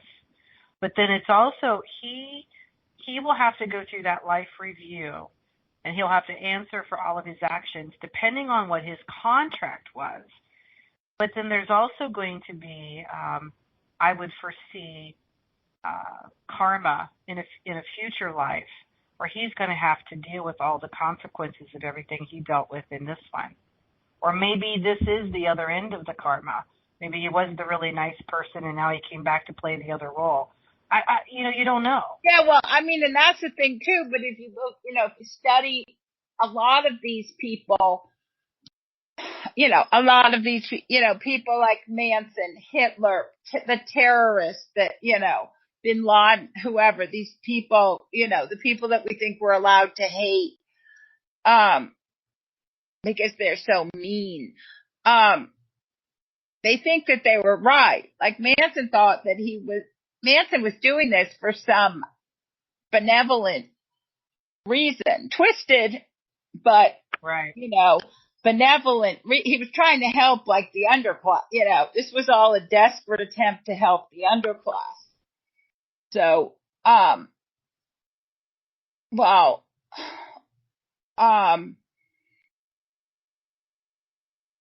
I said before, I know I've told this story before. I don't know if you guys have heard it or not, but I read this book called Spirit Faces by Mark Macy, a great book. And in it, he talks about this pope in history. I'm not sure which pope it was, but the pope decided that animals did not have souls.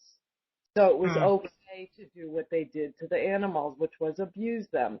Now, when he got to the other side, he realized, he thought he was correct. I mean, in his stance. And when he got to the other side, actually what his job is now, it was self-imposed shoveling the shit of the animals and on this farm of abused animals. So yeah, Keith has some job tied to animals as well. But not that he didn't abuse animals, but he was an avid hunter and fisherman, and I think he might have not eaten. I mean, I don't know exactly what it was, but hunting for sport versus. Yeah, it was. Yeah, something. There was something along those lines that he was paying some sort of karmic debt, having to. And it comes up frequently. So this just wasn't some goofy thing that Julia had come up with because she didn't like hunting or something. So yeah, I think that there certainly is cause and effect. There's cause and effect, and that dictates the laws of karma, which is totally different than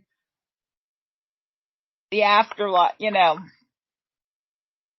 heaven and hell and if you are and that God, stuff, which is a matter of what you believe when you're shooting out of your body. Right. But if we believe that we are, like, God is in us. Sorry, Chris. Go ahead, Chris. Sorry.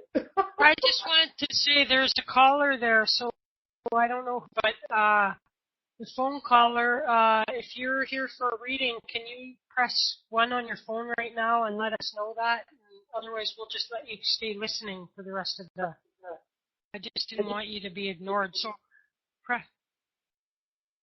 There's an initial T, and the last name starts with SIEB. That's who I'm talking to. Let me just unmute you. Hello, who's this? I was just listening. Okay, just listening. Okay, sorry to bother you. Okay, I won't interrupt you guys again. I just didn't want them to sit there being ignored if they were calling. No, but this is a really good topic. I mean, this is really good stuff because it's.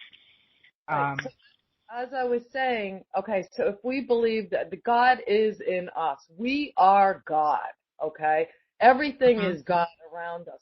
Like that's what I believe, anyways. So that means that I am going to be the one that says, just like the Pope that believed animals had no souls, therefore they could be abused. He, even though he believed that in this life, when he passes on, he knows, no, that was totally incorrect. And I'm going to be taking care of these animals for a long time, perhaps. So what you say about self-purgatory, excellent expression, imposed hell or anything like that. I mean, I completely believe that, you know. Mm-hmm. So like, you know, so Lisa, when you saw this man in the dark room, did you do anything? Did you try to bring him out? I'm just curious. Yeah. So here's what happened when we were at a party. We were in my husband's cousins. We were in her backyard, and we were at a party, and it was her sister. It was a friend of hers from college, and we started talking about the afterlife and all this kind of stuff. And she said, you know, I had a friend commit suicide, and I always wondered where he went or what happened to him. Is he on the other side? That kind of stuff. So then I go searching. I'm like, oh, this don't feel good. Then I saw it, right? And I said, well, unfortunately, he's not in a good place. I said, but I don't like to leave people there when I find him like that. But I can't get him to turn around and look at me. I said, tell me some things that you liked about him. What did you like about him? What was his personality like? And as there was two people there that knew him, and this was like 20 years ago, and she that he had committed suicide. So she was talking about all these amazing stories, and next thing I know, I look over and I'm like, he's like sitting in the chair right beside me, like listening to all the things that she's saying, and I'm like, you have to understand, he's out of the corner, he's listening to everything you're saying, and he's in shock that you're remembering such kind things about him. Keep talking, he's listening. And so she told another story, and I said, okay, now's the time, let's get him to cross. I said, and then I have them create the passageway because they're the one who has the connection to them. And we got him to cross. I mean, and as soon as he crossed, it was like everybody just lost their marbles. We all started crying because you could just feel it. It was so real. And so I don't leave them. When I find them, I don't leave them. Right, and that's right, Lisa. Good for you. Yeah. Good for you, because you hear these people with the ghost investigations and all this. Oh, it's horrible. It's horrible. Like, these people why are you leaving these people? You're not doing anything to help them. It's like, at least have the respect. If you're going to go in and search for spirits, you know, at least have the respect to have somebody there with you that can help release these people, you know, and, but they don't do that. Well, most of them don't do that. I can't say that all of them don't do that, but I mean, it's just kind of ridiculous. But so yes, so Amy's situation with her husband, and it's interesting, today is the anniversary of his death. I mean, wow, I mean, like, I can't even imagine. But Lisa, do you believe that in order to learn that you do have to suffer in this life? Wow, it's not an interesting question.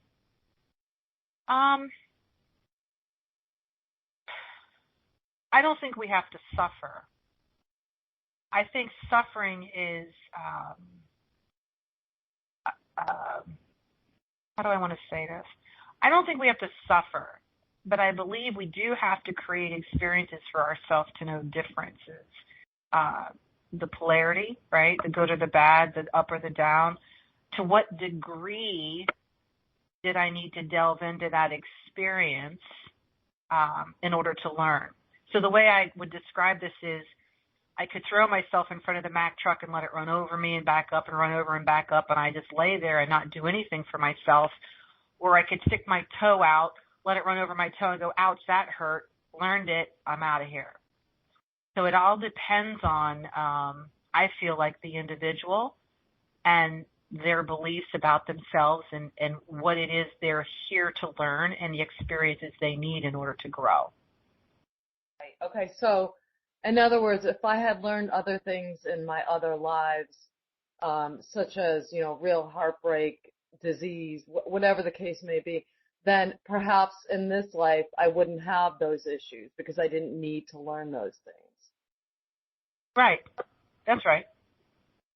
Now, for me, I had experiences as a child, beliefs coming into a family of Baptist, right? So I was, my whole learned behaviors was around believing that I'm a sinner or I'm not a sinner, and those types of things. And the only way to heaven is to, read your Bible and learn the Bible verses. You know what I mean? It was just a very, I'll call it sheltered life. I didn't even know what gay was until I was in high school. I mean, I just was very sheltered. Right. So, you see people, and let's describe what is suffering.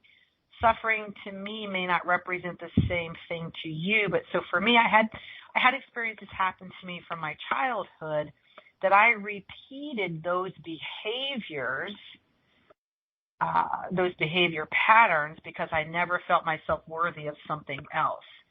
So did I suffer in my relationship? Yeah, but it's not like suffering through, somebody else having a rape or a loss or, a murder or, things like that. Or, my belly's always been full. I've always been able to buy food. I've always had shelter.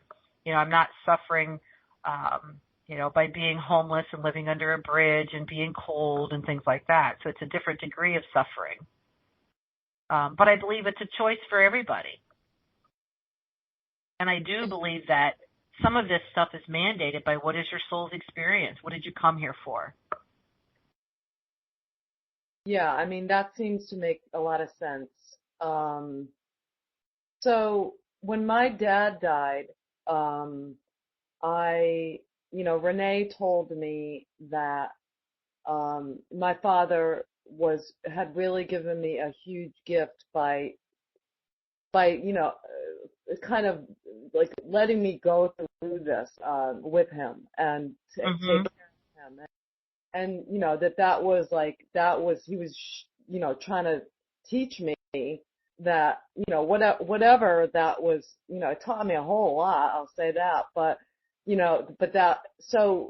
you see other people, but I will say this also, Lisa, that we cannot tell who's going through hell, because everyone has their own hell. And, so we don't know if we look at Mariah Carey, she's doing fine, right?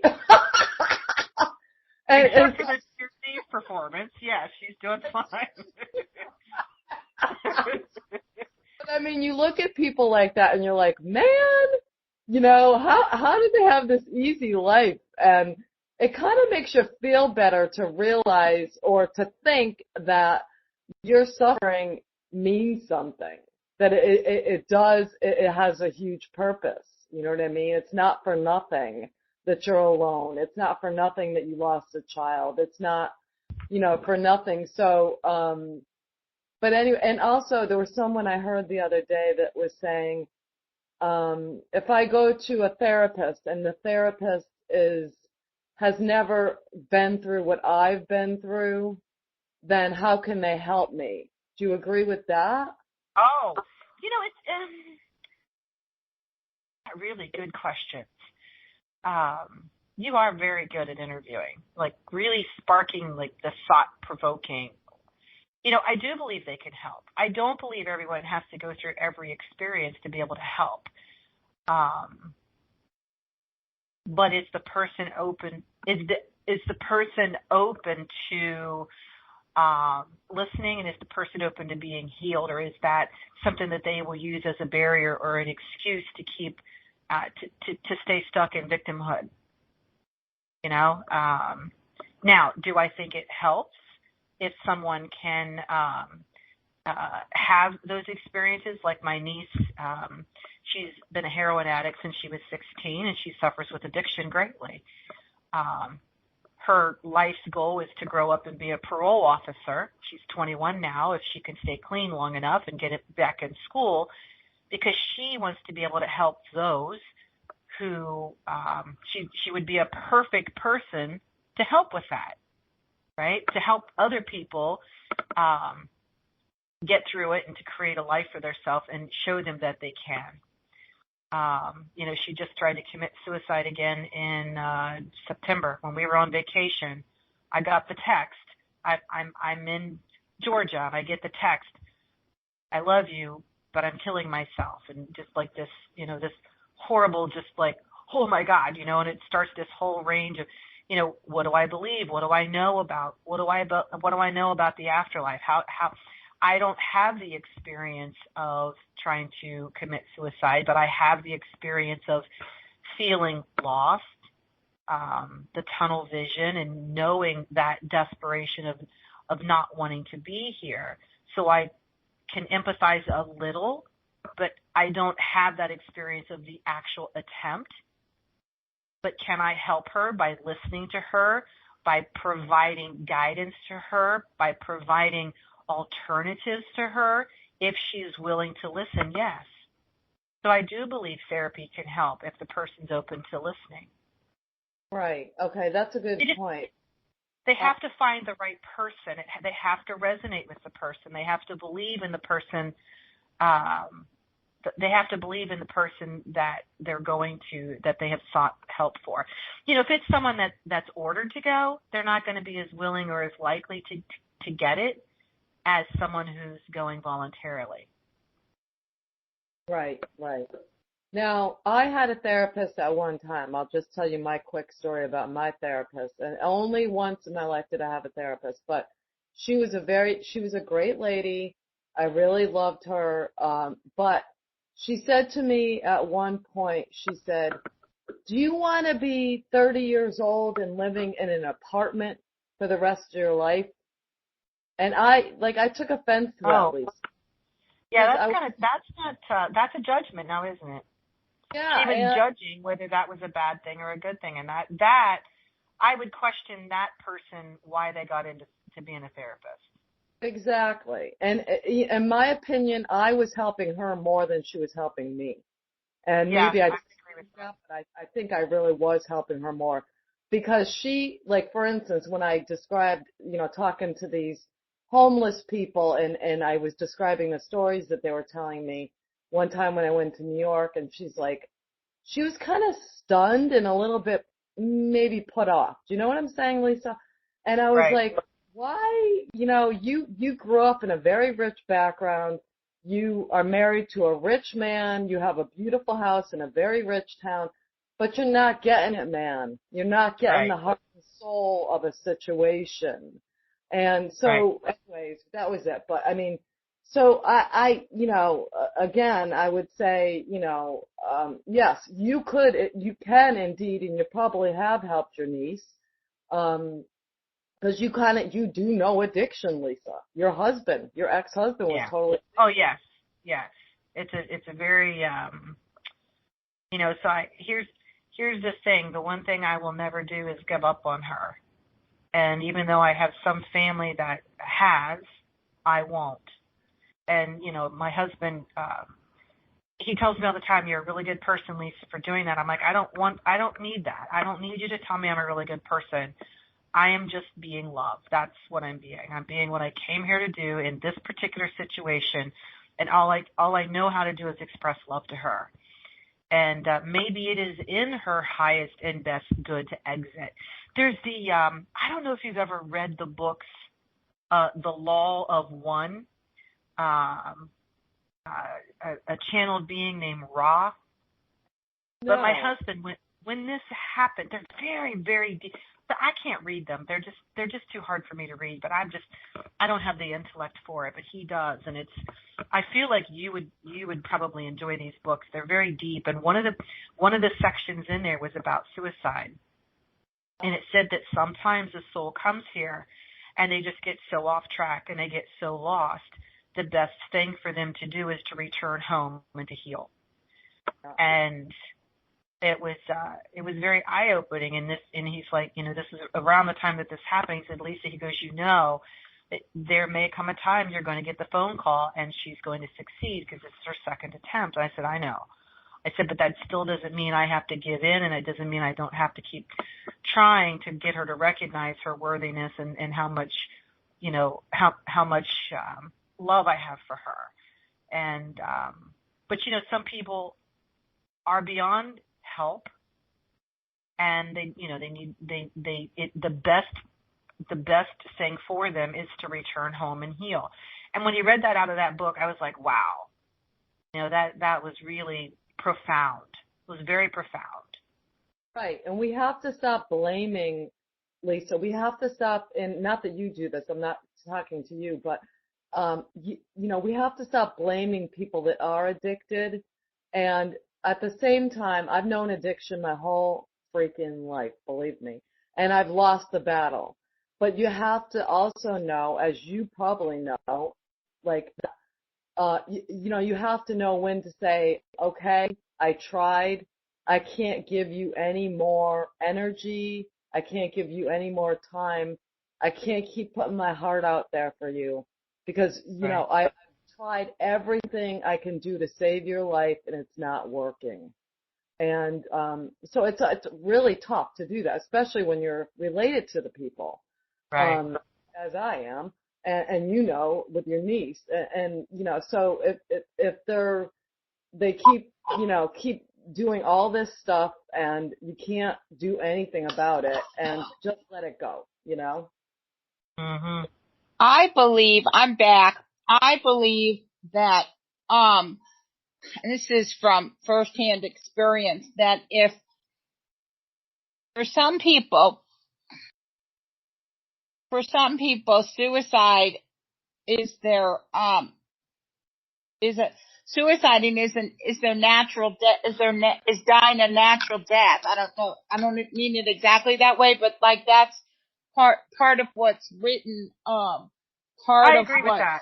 written in, because I know this time around I'm on the other side of that. I can do whatever I want, but commit suicide. And I got to tell you, that doesn't stop me from trying periodically, but I can't, I can't, I can't. And it's important for me to talk about it so that for me to understand it, and for hopefully other people will understand it as well. Like 3 weeks ago, I took 15 Valium and I didn't die, and I thought I was dead for a while, and I didn't really mean, it wasn't like I left a suicide note or something. I just took 15 Valium, but most people who take most people who take 15 Xanax do that trying to kill themselves. And for a while I thought I was dead. Like, I remember this period of time and I was like, yeah, maybe, like I couldn't quite discern it, but then something happened, like, I don't know, an alarm went off or the phone rang or something happened, and it made it abundantly clear that I wasn't. And it also made abundantly clear that, I don't want to say the people who are supposed to kill themselves do kill themselves, but there's a divine order. There's a divine order to it. Does not mean that there is not a horrible sadness to it. If Right. you've lost a child or a spouse or someone you love deeply to suicide, that doesn't, telling them, oh, that's part of their life's plan is going to earn you, a punch. If someone told me that, I would punch them in the face. But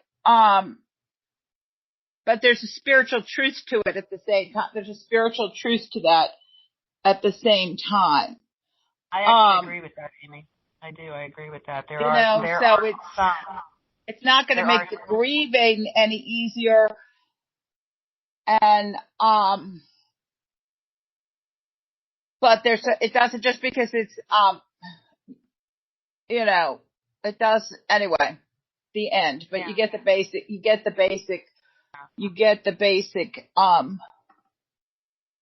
gist of that. I believe that everyone dies exactly when they're supposed to die, exactly when they're supposed to die. And we as humans come up with these things that are so sad and these things that are not sad, like if someone lives to be 90, it's like, whatever, but, babies who die or children who die or people who die on the day of their wedding, like just read the news and you'll hear all these sad stories about people's timing. Like they just did this or they were getting ready to do this or they were driving home, but everyone dies exactly because there is a divine order to the universe. Yeah, Well, I don't disagree with that, but some suicides, they're so confused in life that in death they get confused. Right. There's some that are so confused that it would be, that it is. It's like, when you go and take your car in and it's like, okay, it needs this and this and this, or they're like, no, just forget it. Or, right. when you go to a house and it's like, no, you can't restore that. It just has to be ripped down. Like some people need to do what they get so off course, as a result of their free will. So that part, that a do-over. What if you had succeeded in killing yourself the other night, right? And you're actually dead and we're all dead too. You might have the same damn life. Well, that was kind of what I thought too, is I realized that when I was trying to figure out if I was dead or not, and the only reason I'm bringing this up is because it's for the higher that, I really don't want to broadcast on the radio that this happened, but it did. So, was that it really didn't make any difference, like in the time where I wasn't sure if I was, had a body or didn't have a body. I had, the next thing I had to do was exactly the same. That part was a little bit odd. And it was easier for you to do it in a body. It was easier for me to do it in a body. Yes, exactly. I was like, okay, well, the next thing I have to do, regardless if I have a body or don't have a body, is the same, and it's going to be way easier to do it with a body. So whatever that all, but it was pretty, but it was also kind of sad because now it's taken that once and for all, it's taken that off the table. So now it's like, now I'm kind of pissed off because everyone else still thinks they can kill themselves. And I can't. What about the exit points, Amy? How we all have exit points in our lives. Yeah. Right. And for some reason it was like in that little failed science experiment. It was revealed to me that was not gonna be my way out. That was not gonna have any, So you're batting 3. Now your next one, which you're not going to try to kill yourself again, that will be number 3, and hopefully you're going to bypass. Oh no, that. it's way more than 3. It's like I'm addicted to it's like once every 7 years, all through time. But I missed 7 years, so I thought I had gotten it out of my system. But then Lucky 7. I was like, oh, I got it. It's like the freaking addict who goes and picks up their 30-year sobriety chip and then relapses. But it's not. So my point being, to get back to the reason I was sharing this, was that I believe that if you are successful,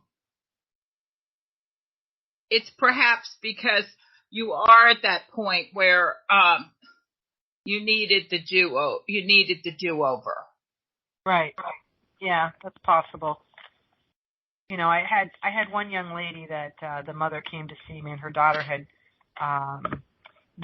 hung herself in her bedroom, and the mom and the daughter had a really bad argument prior to that experience. So the mom was losing her marbles, and the young girl said that the pressure that she was under to be so perfect in school and in sports she couldn't manage the energy of the pressure. And, but surprisingly, she wasn't in a purgatory place. She was doing well, but she had the only way I could describe it to the mother is the mother was so distraught over her loss, she was holding her back from moving on. I don't know if you guys ever had that experience. So she was good. So to me, that particular one was a divine exit point. She was supposed to leave in that way to help the family. There's some karmic role that she was playing for the family, right, by doing this. And yeah, so it's interesting. It's everyone is different. It's interesting what you find and then what you hear from other people.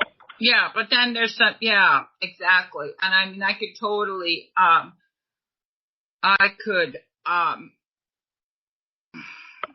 totally get that, because you could also have someone who's like assigned,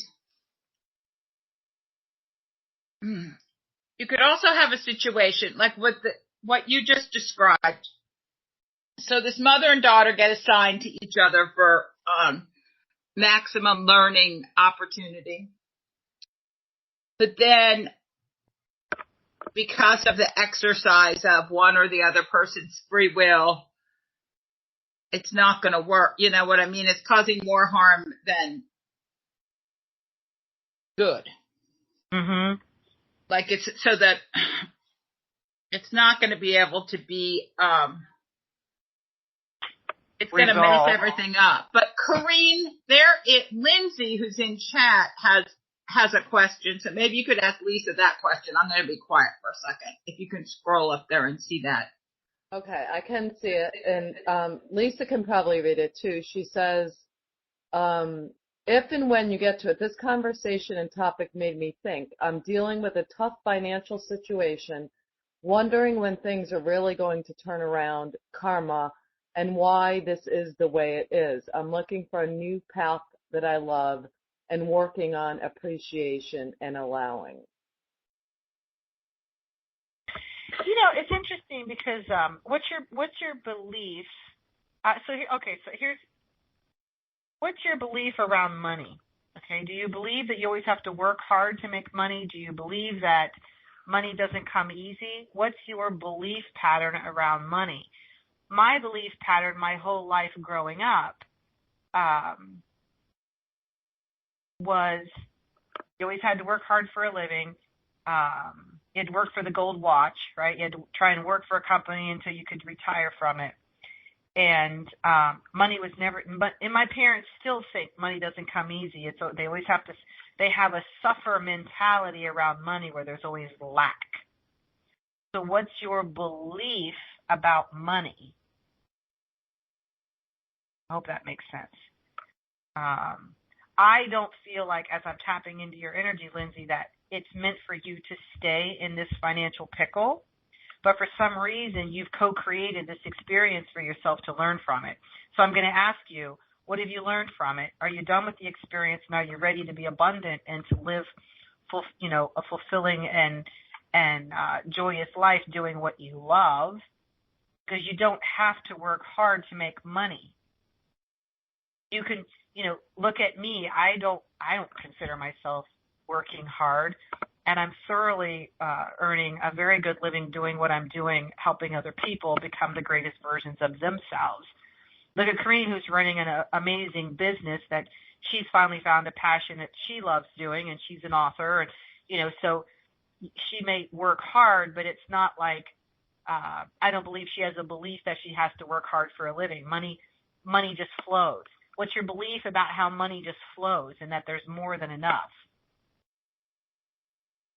Yeah, I mean, so can I just say something? I think yes, Lindsay, are you like 24? I think she's very young. I'm not sure. Young, yeah. Her energy feels young. 29, yeah. Yeah, so you're right, Lisa. It's like, but it doesn't feel like we're doing work. You know why? Because we love what we do. And right. That's what Lindsay's saying. Can I make this happen? Can she make it happen? Here's my question. Can you, Lindsay? Can you? It's just a matter of flipping the switch. Doesn't know what to pursue. Okay, that's interesting. So here's the question I ask people who are sitting in front of me. What do you want to be when you grow up? right? What do you want to be when you grow up? And that's the first thing you write down on a piece of paper. And if you can't answer that question, then we got to keep going deeper. Like, why don't you even have a dream or desire? You know, like, go back to childhood. What did you want to be as a child when you grew up? And you start working from that direction.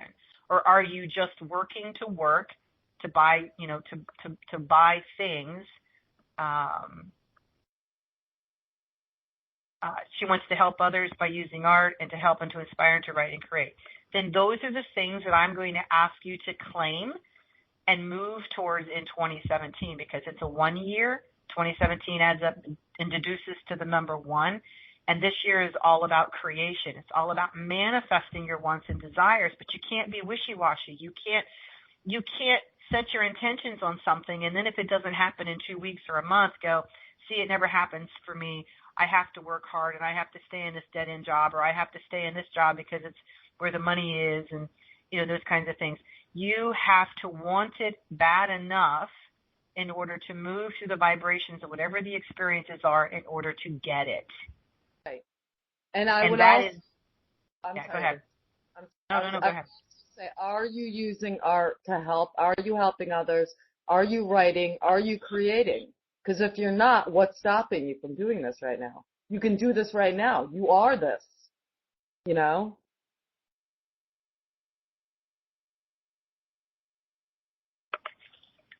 Noland-Shalosky, wow, okay, just restarting now, drawing again, okay.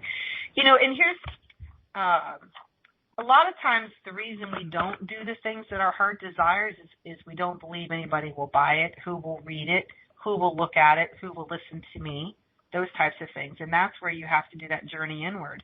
And you have to really open yourself up to the magnificence of who you already are. It's only your beliefs and what society and your parental roles and the clergy have taught you about yourself. That's what's trained you to think differently. Right. And like that black preacher said today, it doesn't matter what other people say about you. It matters what you say about you. And that's the only voice you should listen to. I'm all like black preacher now. That's awesome, Bree. That's awesome. Awesome sauce. On it. Yeah. Go ahead. Yeah, no, you're on it. I mean, it is. So, you know, I would pose the question: are you going to be out of your financial pickle, or are you going to be abundant in this lifetime? That's a choice. Indeed. It's a choice to believe. It's a choice to believe. You know, for the longest time, when I got let go from a job that I had for 10 years. I had 4 weeks vacation. I was the third woman over 40 that hit her 10 years that the company let go. And, you know, and that was in February of 2012. And I decided, you know what, I've worked really hard. I had money saved up. I had created a situation where the amount of unemployment that I was going to get covered all of my bills. And if I did a couple readings, that was just extra spending money. So I took the time to just find me while I was collecting the unemployment. And 3 months later is when I met Patrick. Patrick recognized something in me that I didn't even recognize in myself. And he's like, I would suggest that you just keep doing readings and keep moving in that direction and not find something in corporate America, because it's only going to hold you back from doing what you really came here to do. So I'm, you know, a couple years into this. I'm married now, and my parents are still. Actually, that was that was like how long have I been married? Anyway, 2012. I got married in 2013. For like 2 or 3 years after losing my job, every time I would see my mom, she would be like, "So, have you found a job yet?" And I'm like, "Yeah, Mom, I got a job."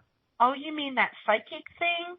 "I mean, you know, are you going to get a real job?" I'm like, "This is my real job." You know, I had to help them understand that this is my real job. This is my livelihood. Helping people, life coaching, doing those things, that is my job. So people have a a belief about what a real job is. And if you fall prey to what their beliefs are that they're projecting onto you, then that's where you will remain and that's where you will stay.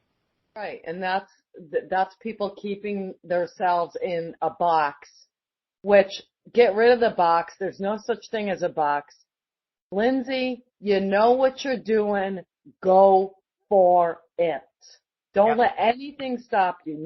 But mostly it's her own voice, I see, that has stopped her, Lindsay.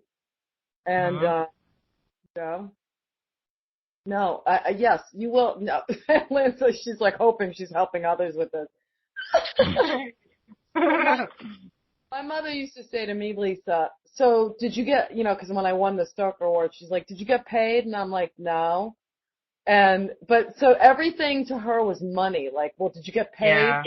No, but you know what is more important is that I inspired people with my work. I didn't get paid for it, but you know what I mean? But anyways, that was my mom, and anyways, whatever. Yeah. No, I totally get it. I absolutely, totally and completely get it. Yep. And, my mom and my sister will ask me questions, but my dad, we just agree to not talk about it at all. We just don't talk about it. It's as if it's the elephant in the room, and it's that thing that Lisa does. That's what they say when they talk. It's that thing that Lisa does. That thing. You want your parents to be proud of you. You know what I mean? And that kind of sticks when they don't get it. But they will get it, Lisa, when they pass on. You know what I mean? They will get it. Yeah. Someday. Yep. Well, this has just been awesome. Ladies, thank you for coming on and just having such an awesome conversation. No, it's been good. Thanks. It's been really great. It sorted out on me when I went on to the browser, and usually it's the other way around for me. So my Skype is not being very good today. But thank you, Lisa. And you guys can get a hold of Lisa at lisanoland.com or on Facebook, Lisa Noland Psychic Medium. And so I guess you'll be back again on the 17th. Yeah. I just want to say one thing. Lisa, because someone said this to me once too.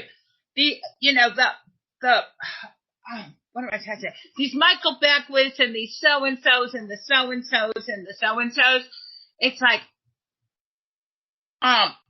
there's this, what am I trying to say? There's like this lore, like, it's kind of like, you think it's like going to Harvard or something like that, because I was like, and then I'm going to study under this person and this person and this person. But really, like what Corrine was trying to explain earlier, like everything you need to know,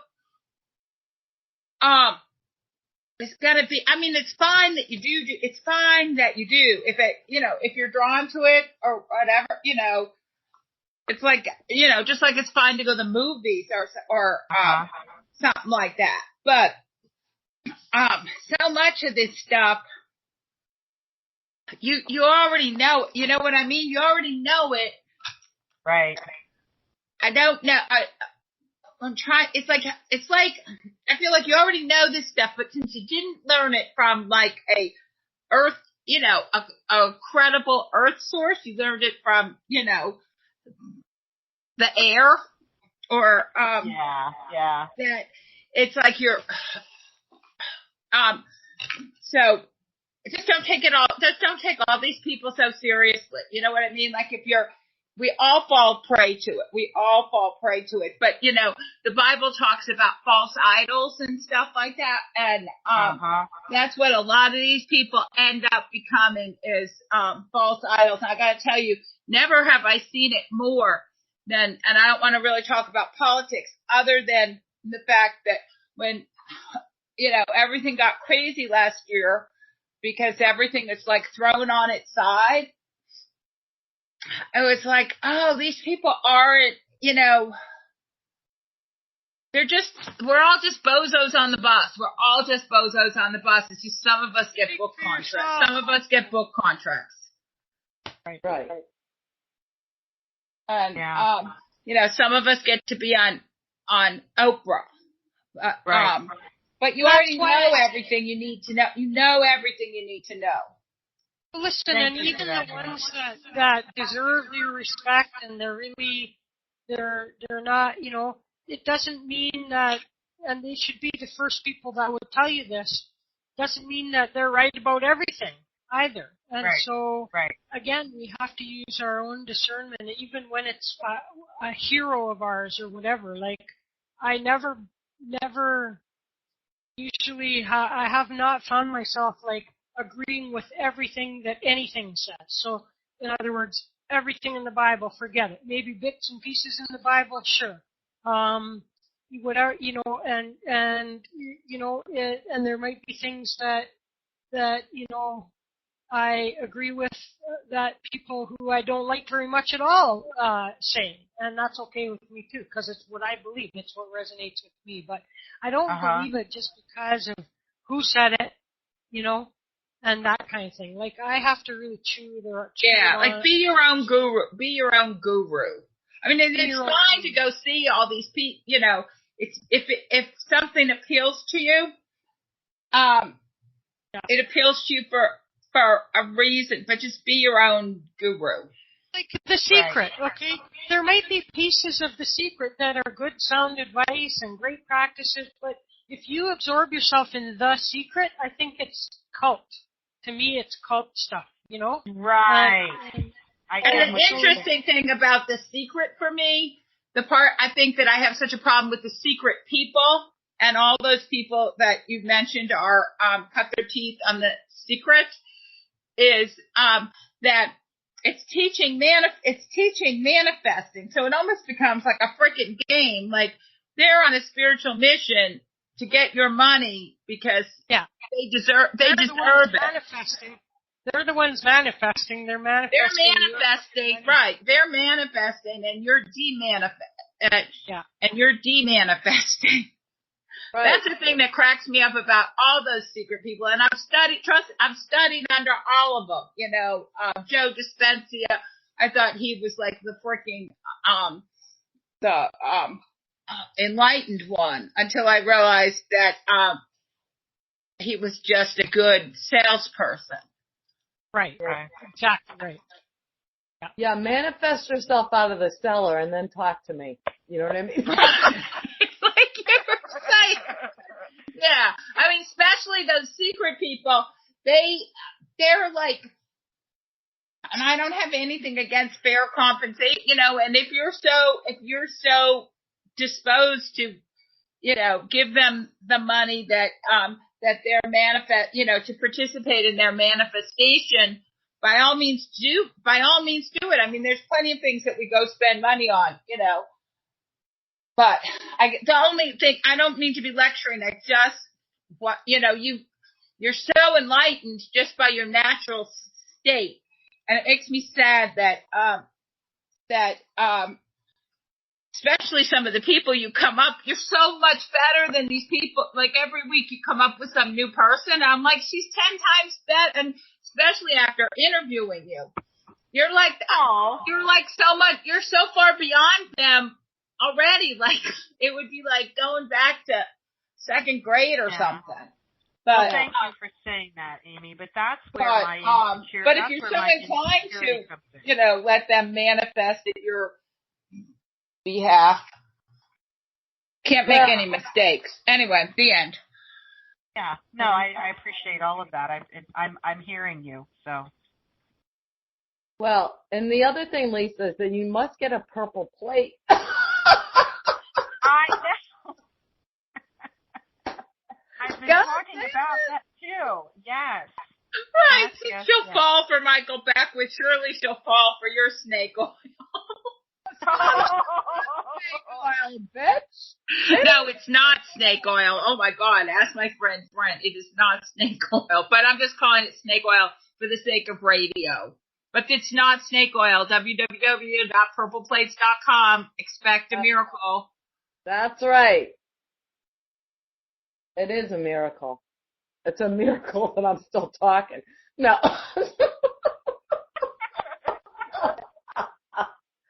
You know, I heard a gruesome story, a very sad story last night about MS, and I have MS. And this story was that the guy who has MS can't even talk anymore. And of course that freaked me out a little bit. I was like, oh, that's lovely. You know what I mean? But I just, I think we do create our realities. And We'll still get you on the show, Corrine, and you can just write me your messages on sheets of paper like this, and you can just pull them up. Like, you only need to have a few. Shut up, bitch, and buy a purple that's not in your mother. That isn't in your. I'm just going to give you a quick psychic reading, Corrine. Hey, wait. We're keeping Lisa. I know Lisa's up to her yin-yang and taxes. I'm good. I'm listening. Okay. Losing your speech is not in your life plan, Corrine. Okay, hopefully I'm not going to lose any other bodily functions either, What say you about that? Ooh, she doesn't want to say. No, here, listen to me. I hear you saying I have MS, but I'm telling you, you're more likely to die from getting hit by a bus than MS. Who's that? You. Oh, it's You're saying you have. Yeah, this is Lisa. You're saying you have MS, but I'm telling you that's just an experience that you drew to yourself for whatever reason. But I don't feel like that's what ultimately takes you. Does that make sense? That does not feel like that's what death doesn't become you through MS. It's going to happen some other way. Right. Well, yeah, hopefully, who knows, hopefully what? I don't know, because, I don't know. But anyway, so yeah, I just feel like, man, that isn't part of my plan. That's not, you know what I mean? Like, I don't know. I'm in denial maybe, but I just feel like, no, that's not going to fucking, affect me. You know what I mean? Yes. Yes, I do. I do know what you're saying. Yeah, we'll see. We'll see. You guys will be the first to hear about it.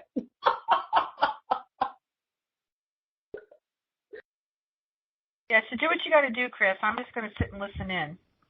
So, Corrine, if I thought she was going to say goodbye. I was going to tell, well, now Chris is gone. Corrine, I was going to tell you something. I had breast cancer. I had stage, really serious. It was stage 3, but 3, almost 4, whatever. And it was weird. I just didn't really pay attention. And I just never made it part of me. I forget you have MS a lot of times, which is a good thing because it means you don't wear it on your sleeve. And I was noticing in my, group in some of the breast cancer groups I'm in, the people who were more in touch, there were some women who knew every single level, I didn't even know what kind of breast cancer I had. All I knew it was the kind that they cut your boobs off. And,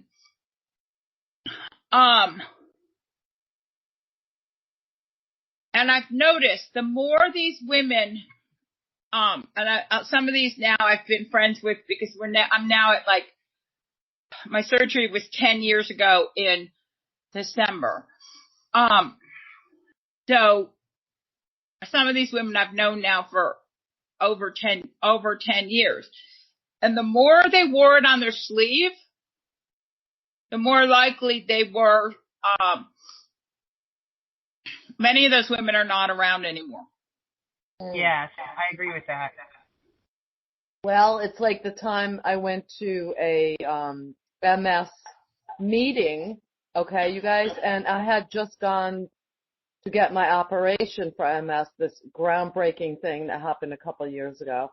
And I came to the meeting expressly to tell these people about this operation. And I said, you guys, I just got up and I said, you guys, you can, God, I'm echoing.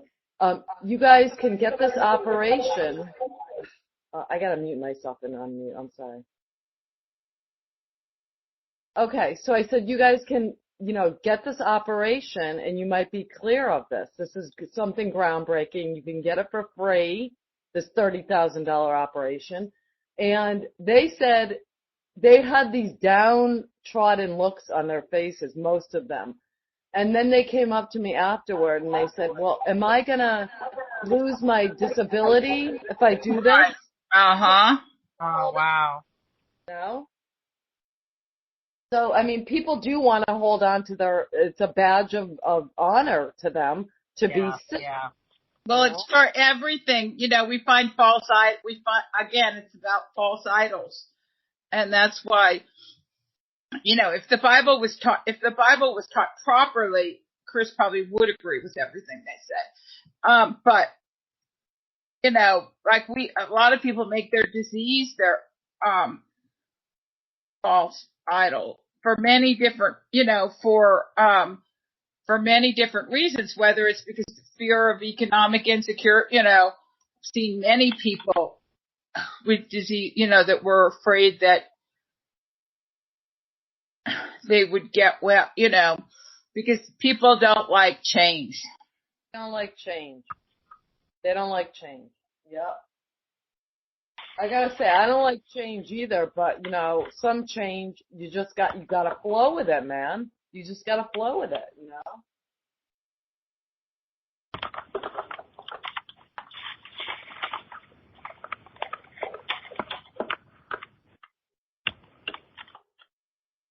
So, Amy, how do you feel today about Keith having passed? Well, I was really bad. I woke up today really bad off.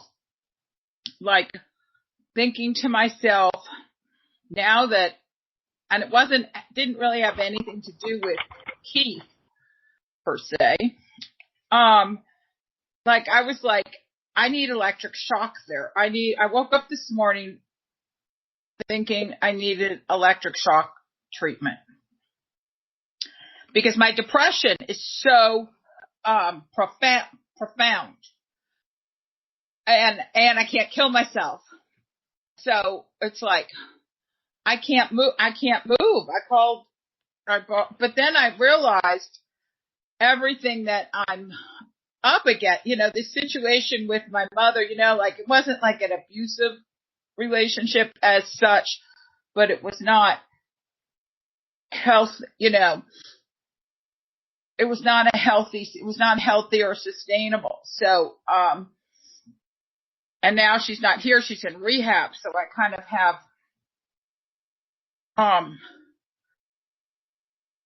PTSD from that. And,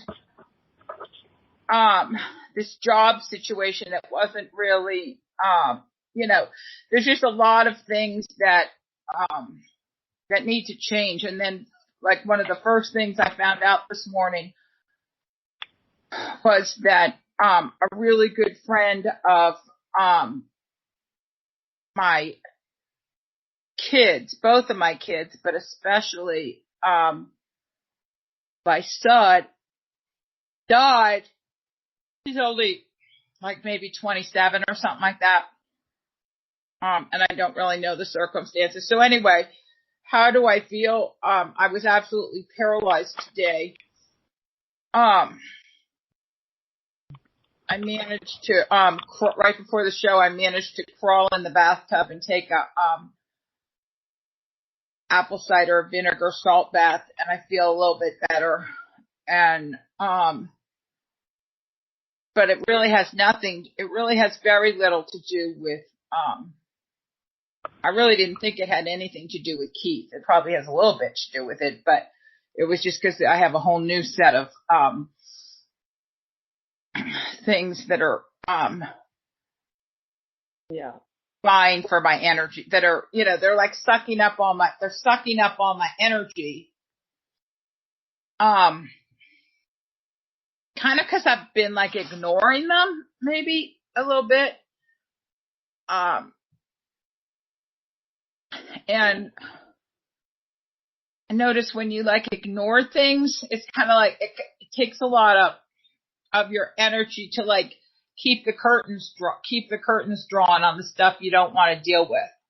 And I think that's what I'm dealing with. Right. But tomorrow's another day. Yeah. And like you said, the other night, just fucking keep swimming. Just keep swimming. Yeah, but some days like today I couldn't swim. I did finally get in the bath, but I could not get I couldn't get out of bed. It was, I was supposed to go to breakfast. I didn't go. And then it was like 11:30 and Don calls and I'm like, not coming. And he's like, why? I'm like, I just can't deal with it. Cause I'm like, I need to have a conversation with him that I'm avoiding. And that's it. It's just taking, I'm just using up all my energy, keeping the curtains drawn. Yeah. On stuff I don't feel like,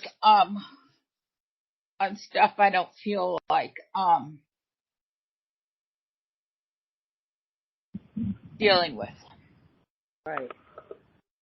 Did you feel Keith today at all? I'm just curious. No, I didn't feel anything. I was too far gone to feel anything. And he wouldn't have come to me. He wouldn't have come to me in such a pathetic state anyway. He'd be like, "Oh, suck it up," because it's really.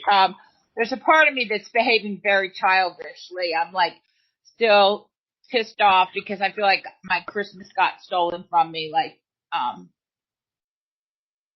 someone's gonna have a GoFundMe or something and take me to the North Pole, or I'm just like in a really bratty little state. So there's no way he's coming anywhere near me when I'm acting like this. But he's been coming to his girlfriend Jen Young.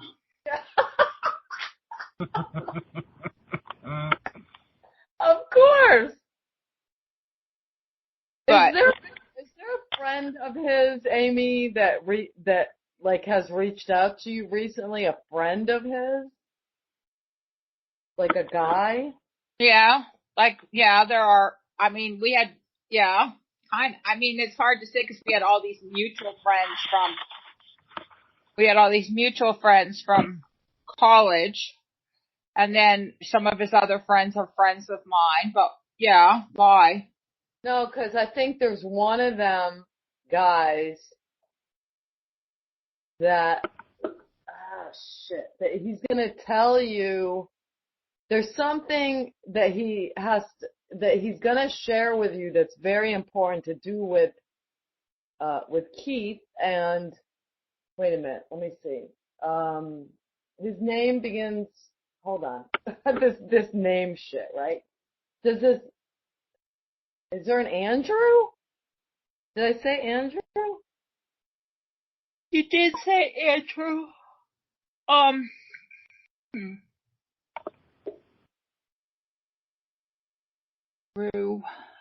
Andrew. No. Nobody with an A name, right? Aaron? I don't know. There's so many,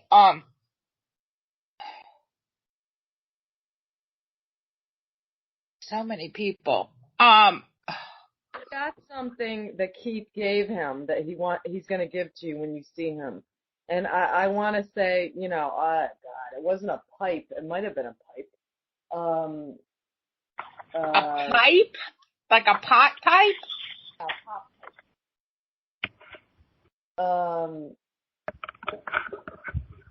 For some reason, I think Keith wants you to smoke pot.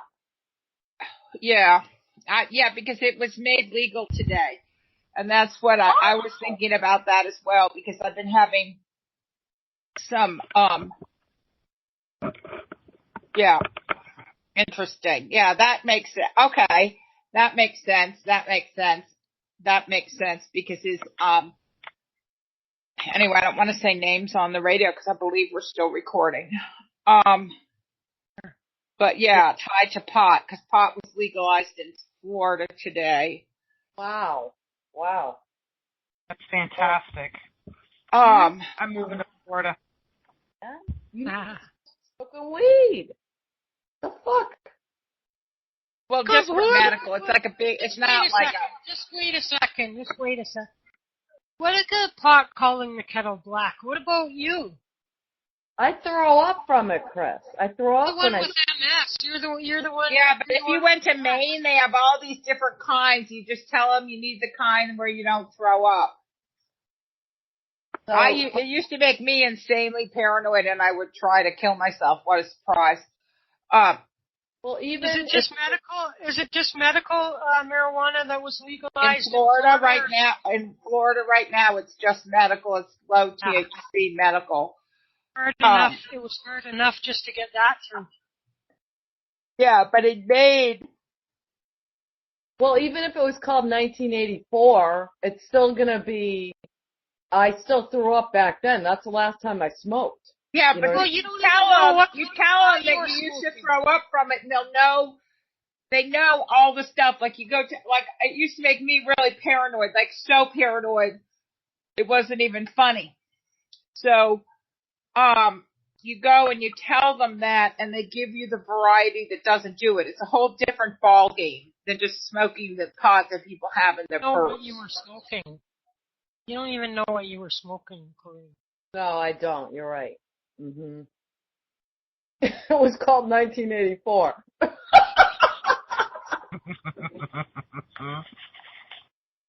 was George Orwell pot. Right, George Orwell. That's good for you, Dennis. Well, hopefully you won't need it soon. That fucking Trudeau better, pardon me, archive listeners, that Trudeau better come through with his little promise of legalizing. Yeah, I don't think he's going to, because they're even pushing back in the United States, because the United Nations, it's just, I don't want to get into politics, but in Agenda 21, the United Nations does not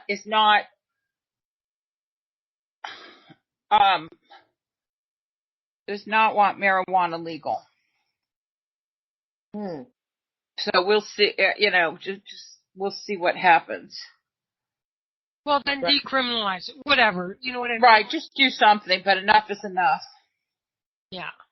Totally. So now, is Lindsay someone new, or is Lindsay someone we know? The only reason it ever made me paranoid was because you were going to get arrested for it, and ruin your whole fucking life like what happened to me. So. Oh, okay. Lindsay has been listening. Yeah. Do you know who she is? Do I know her? I don't know. I don't know if you know her. You know her? She's new. She's cool, I think. Yeah. Well, welcome. I said welcome to her hours ago. Well, I just didn't know. I mean, she's new. Like, I noticed there's new people here. That's good. The new year. Make new friends, but keep the old. One is silver and the other's gold. Oh, you'll learn a lot of things here, Lindsay. Trust me. We have do-it-yourself dental night. And we have just about everything. Lisa, are you still there? Bachelor number one. Lisa, can you see Can you see the camera? Oh, here, wait a minute. No, hang on. I was up. Yeah, what do you got? I pulled my own molar out the other day. Chris pulled her own tooth out the other night. Sorry you missed that. She didn't actually pull it out on the air, Lindsay. Don't get scared. She was okay. We're not gross. We're just practical people. Oh, Mary Margaret missed it too. Yeah. Yeah, she did. Now we're having a bidding war for it. That's like a cartoon tooth. It's huge. Then I now have a dental fetish.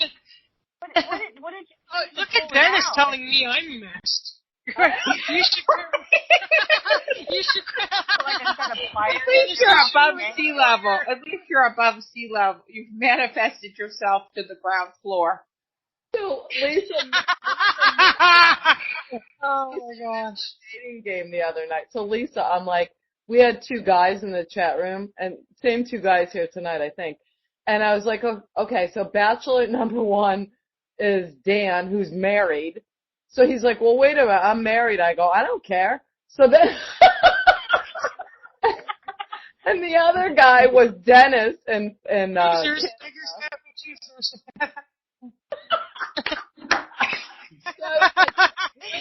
I said, bachelor number 2, who was Dennis, I said, where would you take me on our first date? And he said, well, if I had me, I'd take you to Machu Picchu, right? And I was like, okay. So then I said to Dan, bachelor number 2, or 1, I'm sorry, where would you take me on our first date? He goes, to a place where nobody could hear you scream. Guess who got the date? Guess who got the date?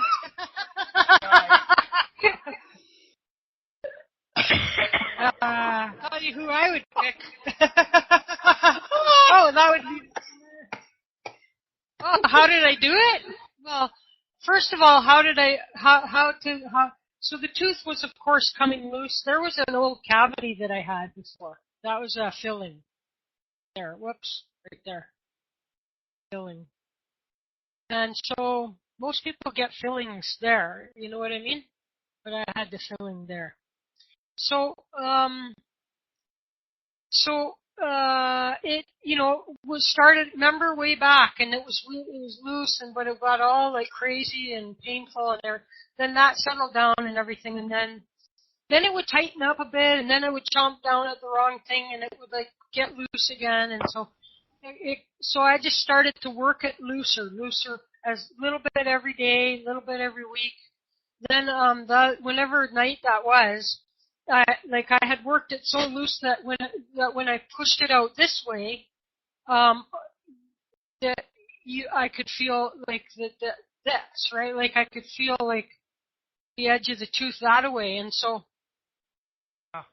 it was hanging on by the outside part. You know what I mean? By the outside part. So I just first of all, I got a string and I tied a hangman's noose, and then I tugged down, I just tugged down, I didn't yank, but I just put more and then that wasn't working as well, even though it probably loosened a bit more.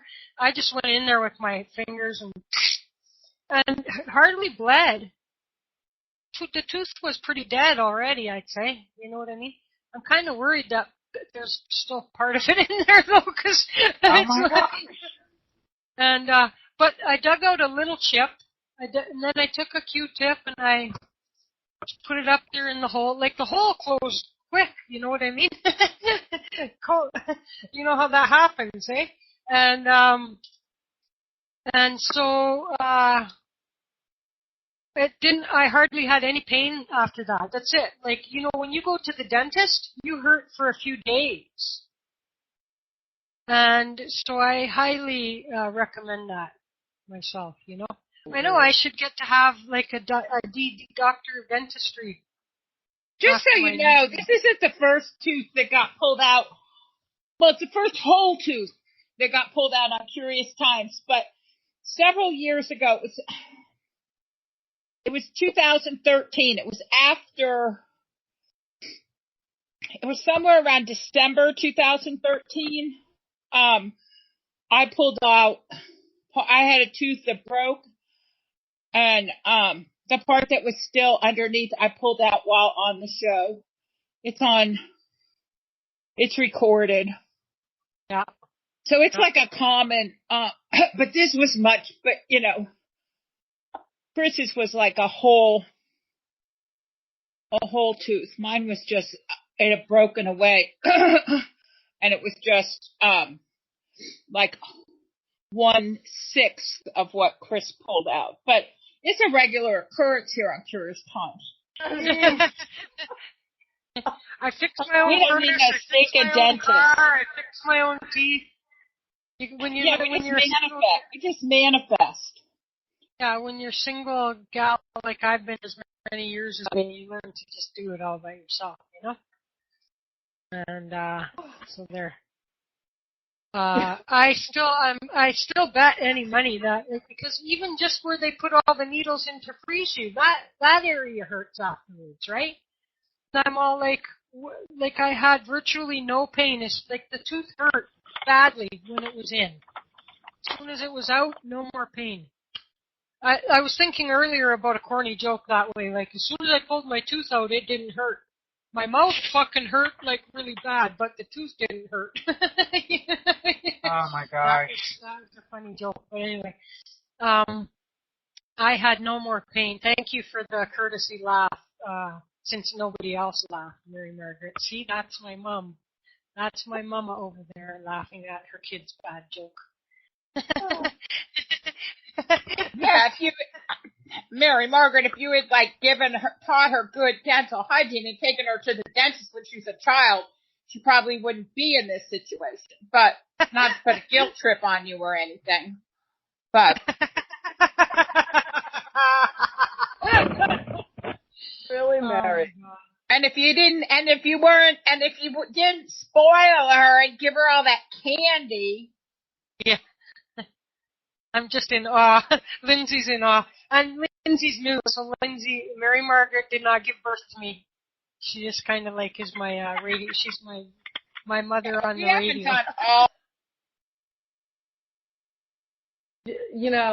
Okay, so, what I want to do right now is give Lindsay a reading, but I'm going to not do that, obviously, This is where Corinne's waiting for Chris to say, "Oh, it's okay, Corinne, go ahead." And I'm not gonna, because I don't have another hour. No. But I was next time. Myself. Yeah, the next time. I mean, I'll have to go look at your calendar, see when you're free, and do that. But I mean, I was testing myself again last night, and I did pretty freaking good, I gotta say. Even though I'm not trying to brag or anything, I don't know if this is gonna go away or what, but right now is like there's something happening, Something happening here. What it is ain't exactly. There's a ghost with a gun over there telling me I got to beware. Okay. Lord. My new boyfriend Dan last night. I had to check out before I saw Dan was here. But Dan's my new boyfriend. He's headed for divorce court.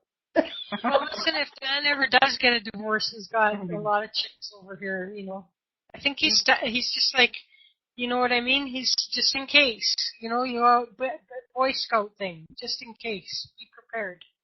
So he's lining up a few possibilities down the road in case he ever comes in. Right, and with that metal detector. Uh-huh. Oh, yeah, that sounds kinky. Let's play. Let's play. What do they call that? Let's play. Anyway. Find the diamond ring. The wife is sitting there listening. We're just joking. Just joking. Yeah, we're kidding. You don't know. My name's Sally. Sally from Iowa. Sally from Iowa. I live in Iowa. Dan, are you trying to speak? No, he's not. I hear somebody. Who do I hear? I hear a male voice somewhere. You heard me laughing. It was really low. It was like, Very, very careful. The wife is listening. Oh, Lordy.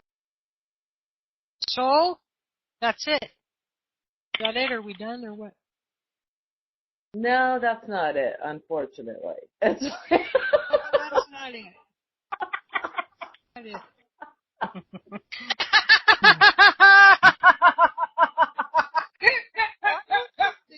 sending you laundry.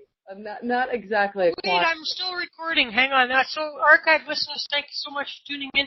Tomorrow, Barbara DeLong is here. It is reading night, and you can get your friendship. Oh, and she said she was going to be talking about her predictions for 2017. So let's guess. Get a checklist out, guys. Let's see. There's going to be terrorism. There's going to be a hurricane or two, about 5 tornadoes. Terrorism on American soil. She's going to say there's going to be an attempt on somebody's life. I'm going to guess that she's going to say that there's going to be an attempt on Trump's life. She's going to say there's going to be an attempt on someone's life. She's going to say the Queen is going to die. She's going to say, let me come up with something else. She's going to say, of course there's going to be a tragic plane crash, right? Can't forget the tragic plane crash. What are you talking about? No, I'm just saying, like, I'm teasing because that's like any psychic that does predictions for the new year includes all of those things I just said. You know what I mean? Right. Yeah. So I'm just teasing. I'm making fun. Don't everybody start writing to Barbara and tell her I was making fun of her. I'm not. I'm just making an annual prediction joke like I have been all along. Oh, right. And then there's the entertainment world. Tom Cruise is gonna, he's divorced again or what? Is he still with is he gonna go get a whatever? No, you know what? That guy's gay. Why doesn't he just admit it, man? You know? Because he would get kicked out of the... I've really been enjoying the show Leah Remini on the Church of Scientology excursion. I heard about it. It's really good. Yeah, I used to watch. She had the little reality show that was, and they talked a little bit about that stuff. Look it up. It's on a few different networks, but just like fucking oops, I forgot to hit. Thank you, archive listeners. We'll be back tomorrow.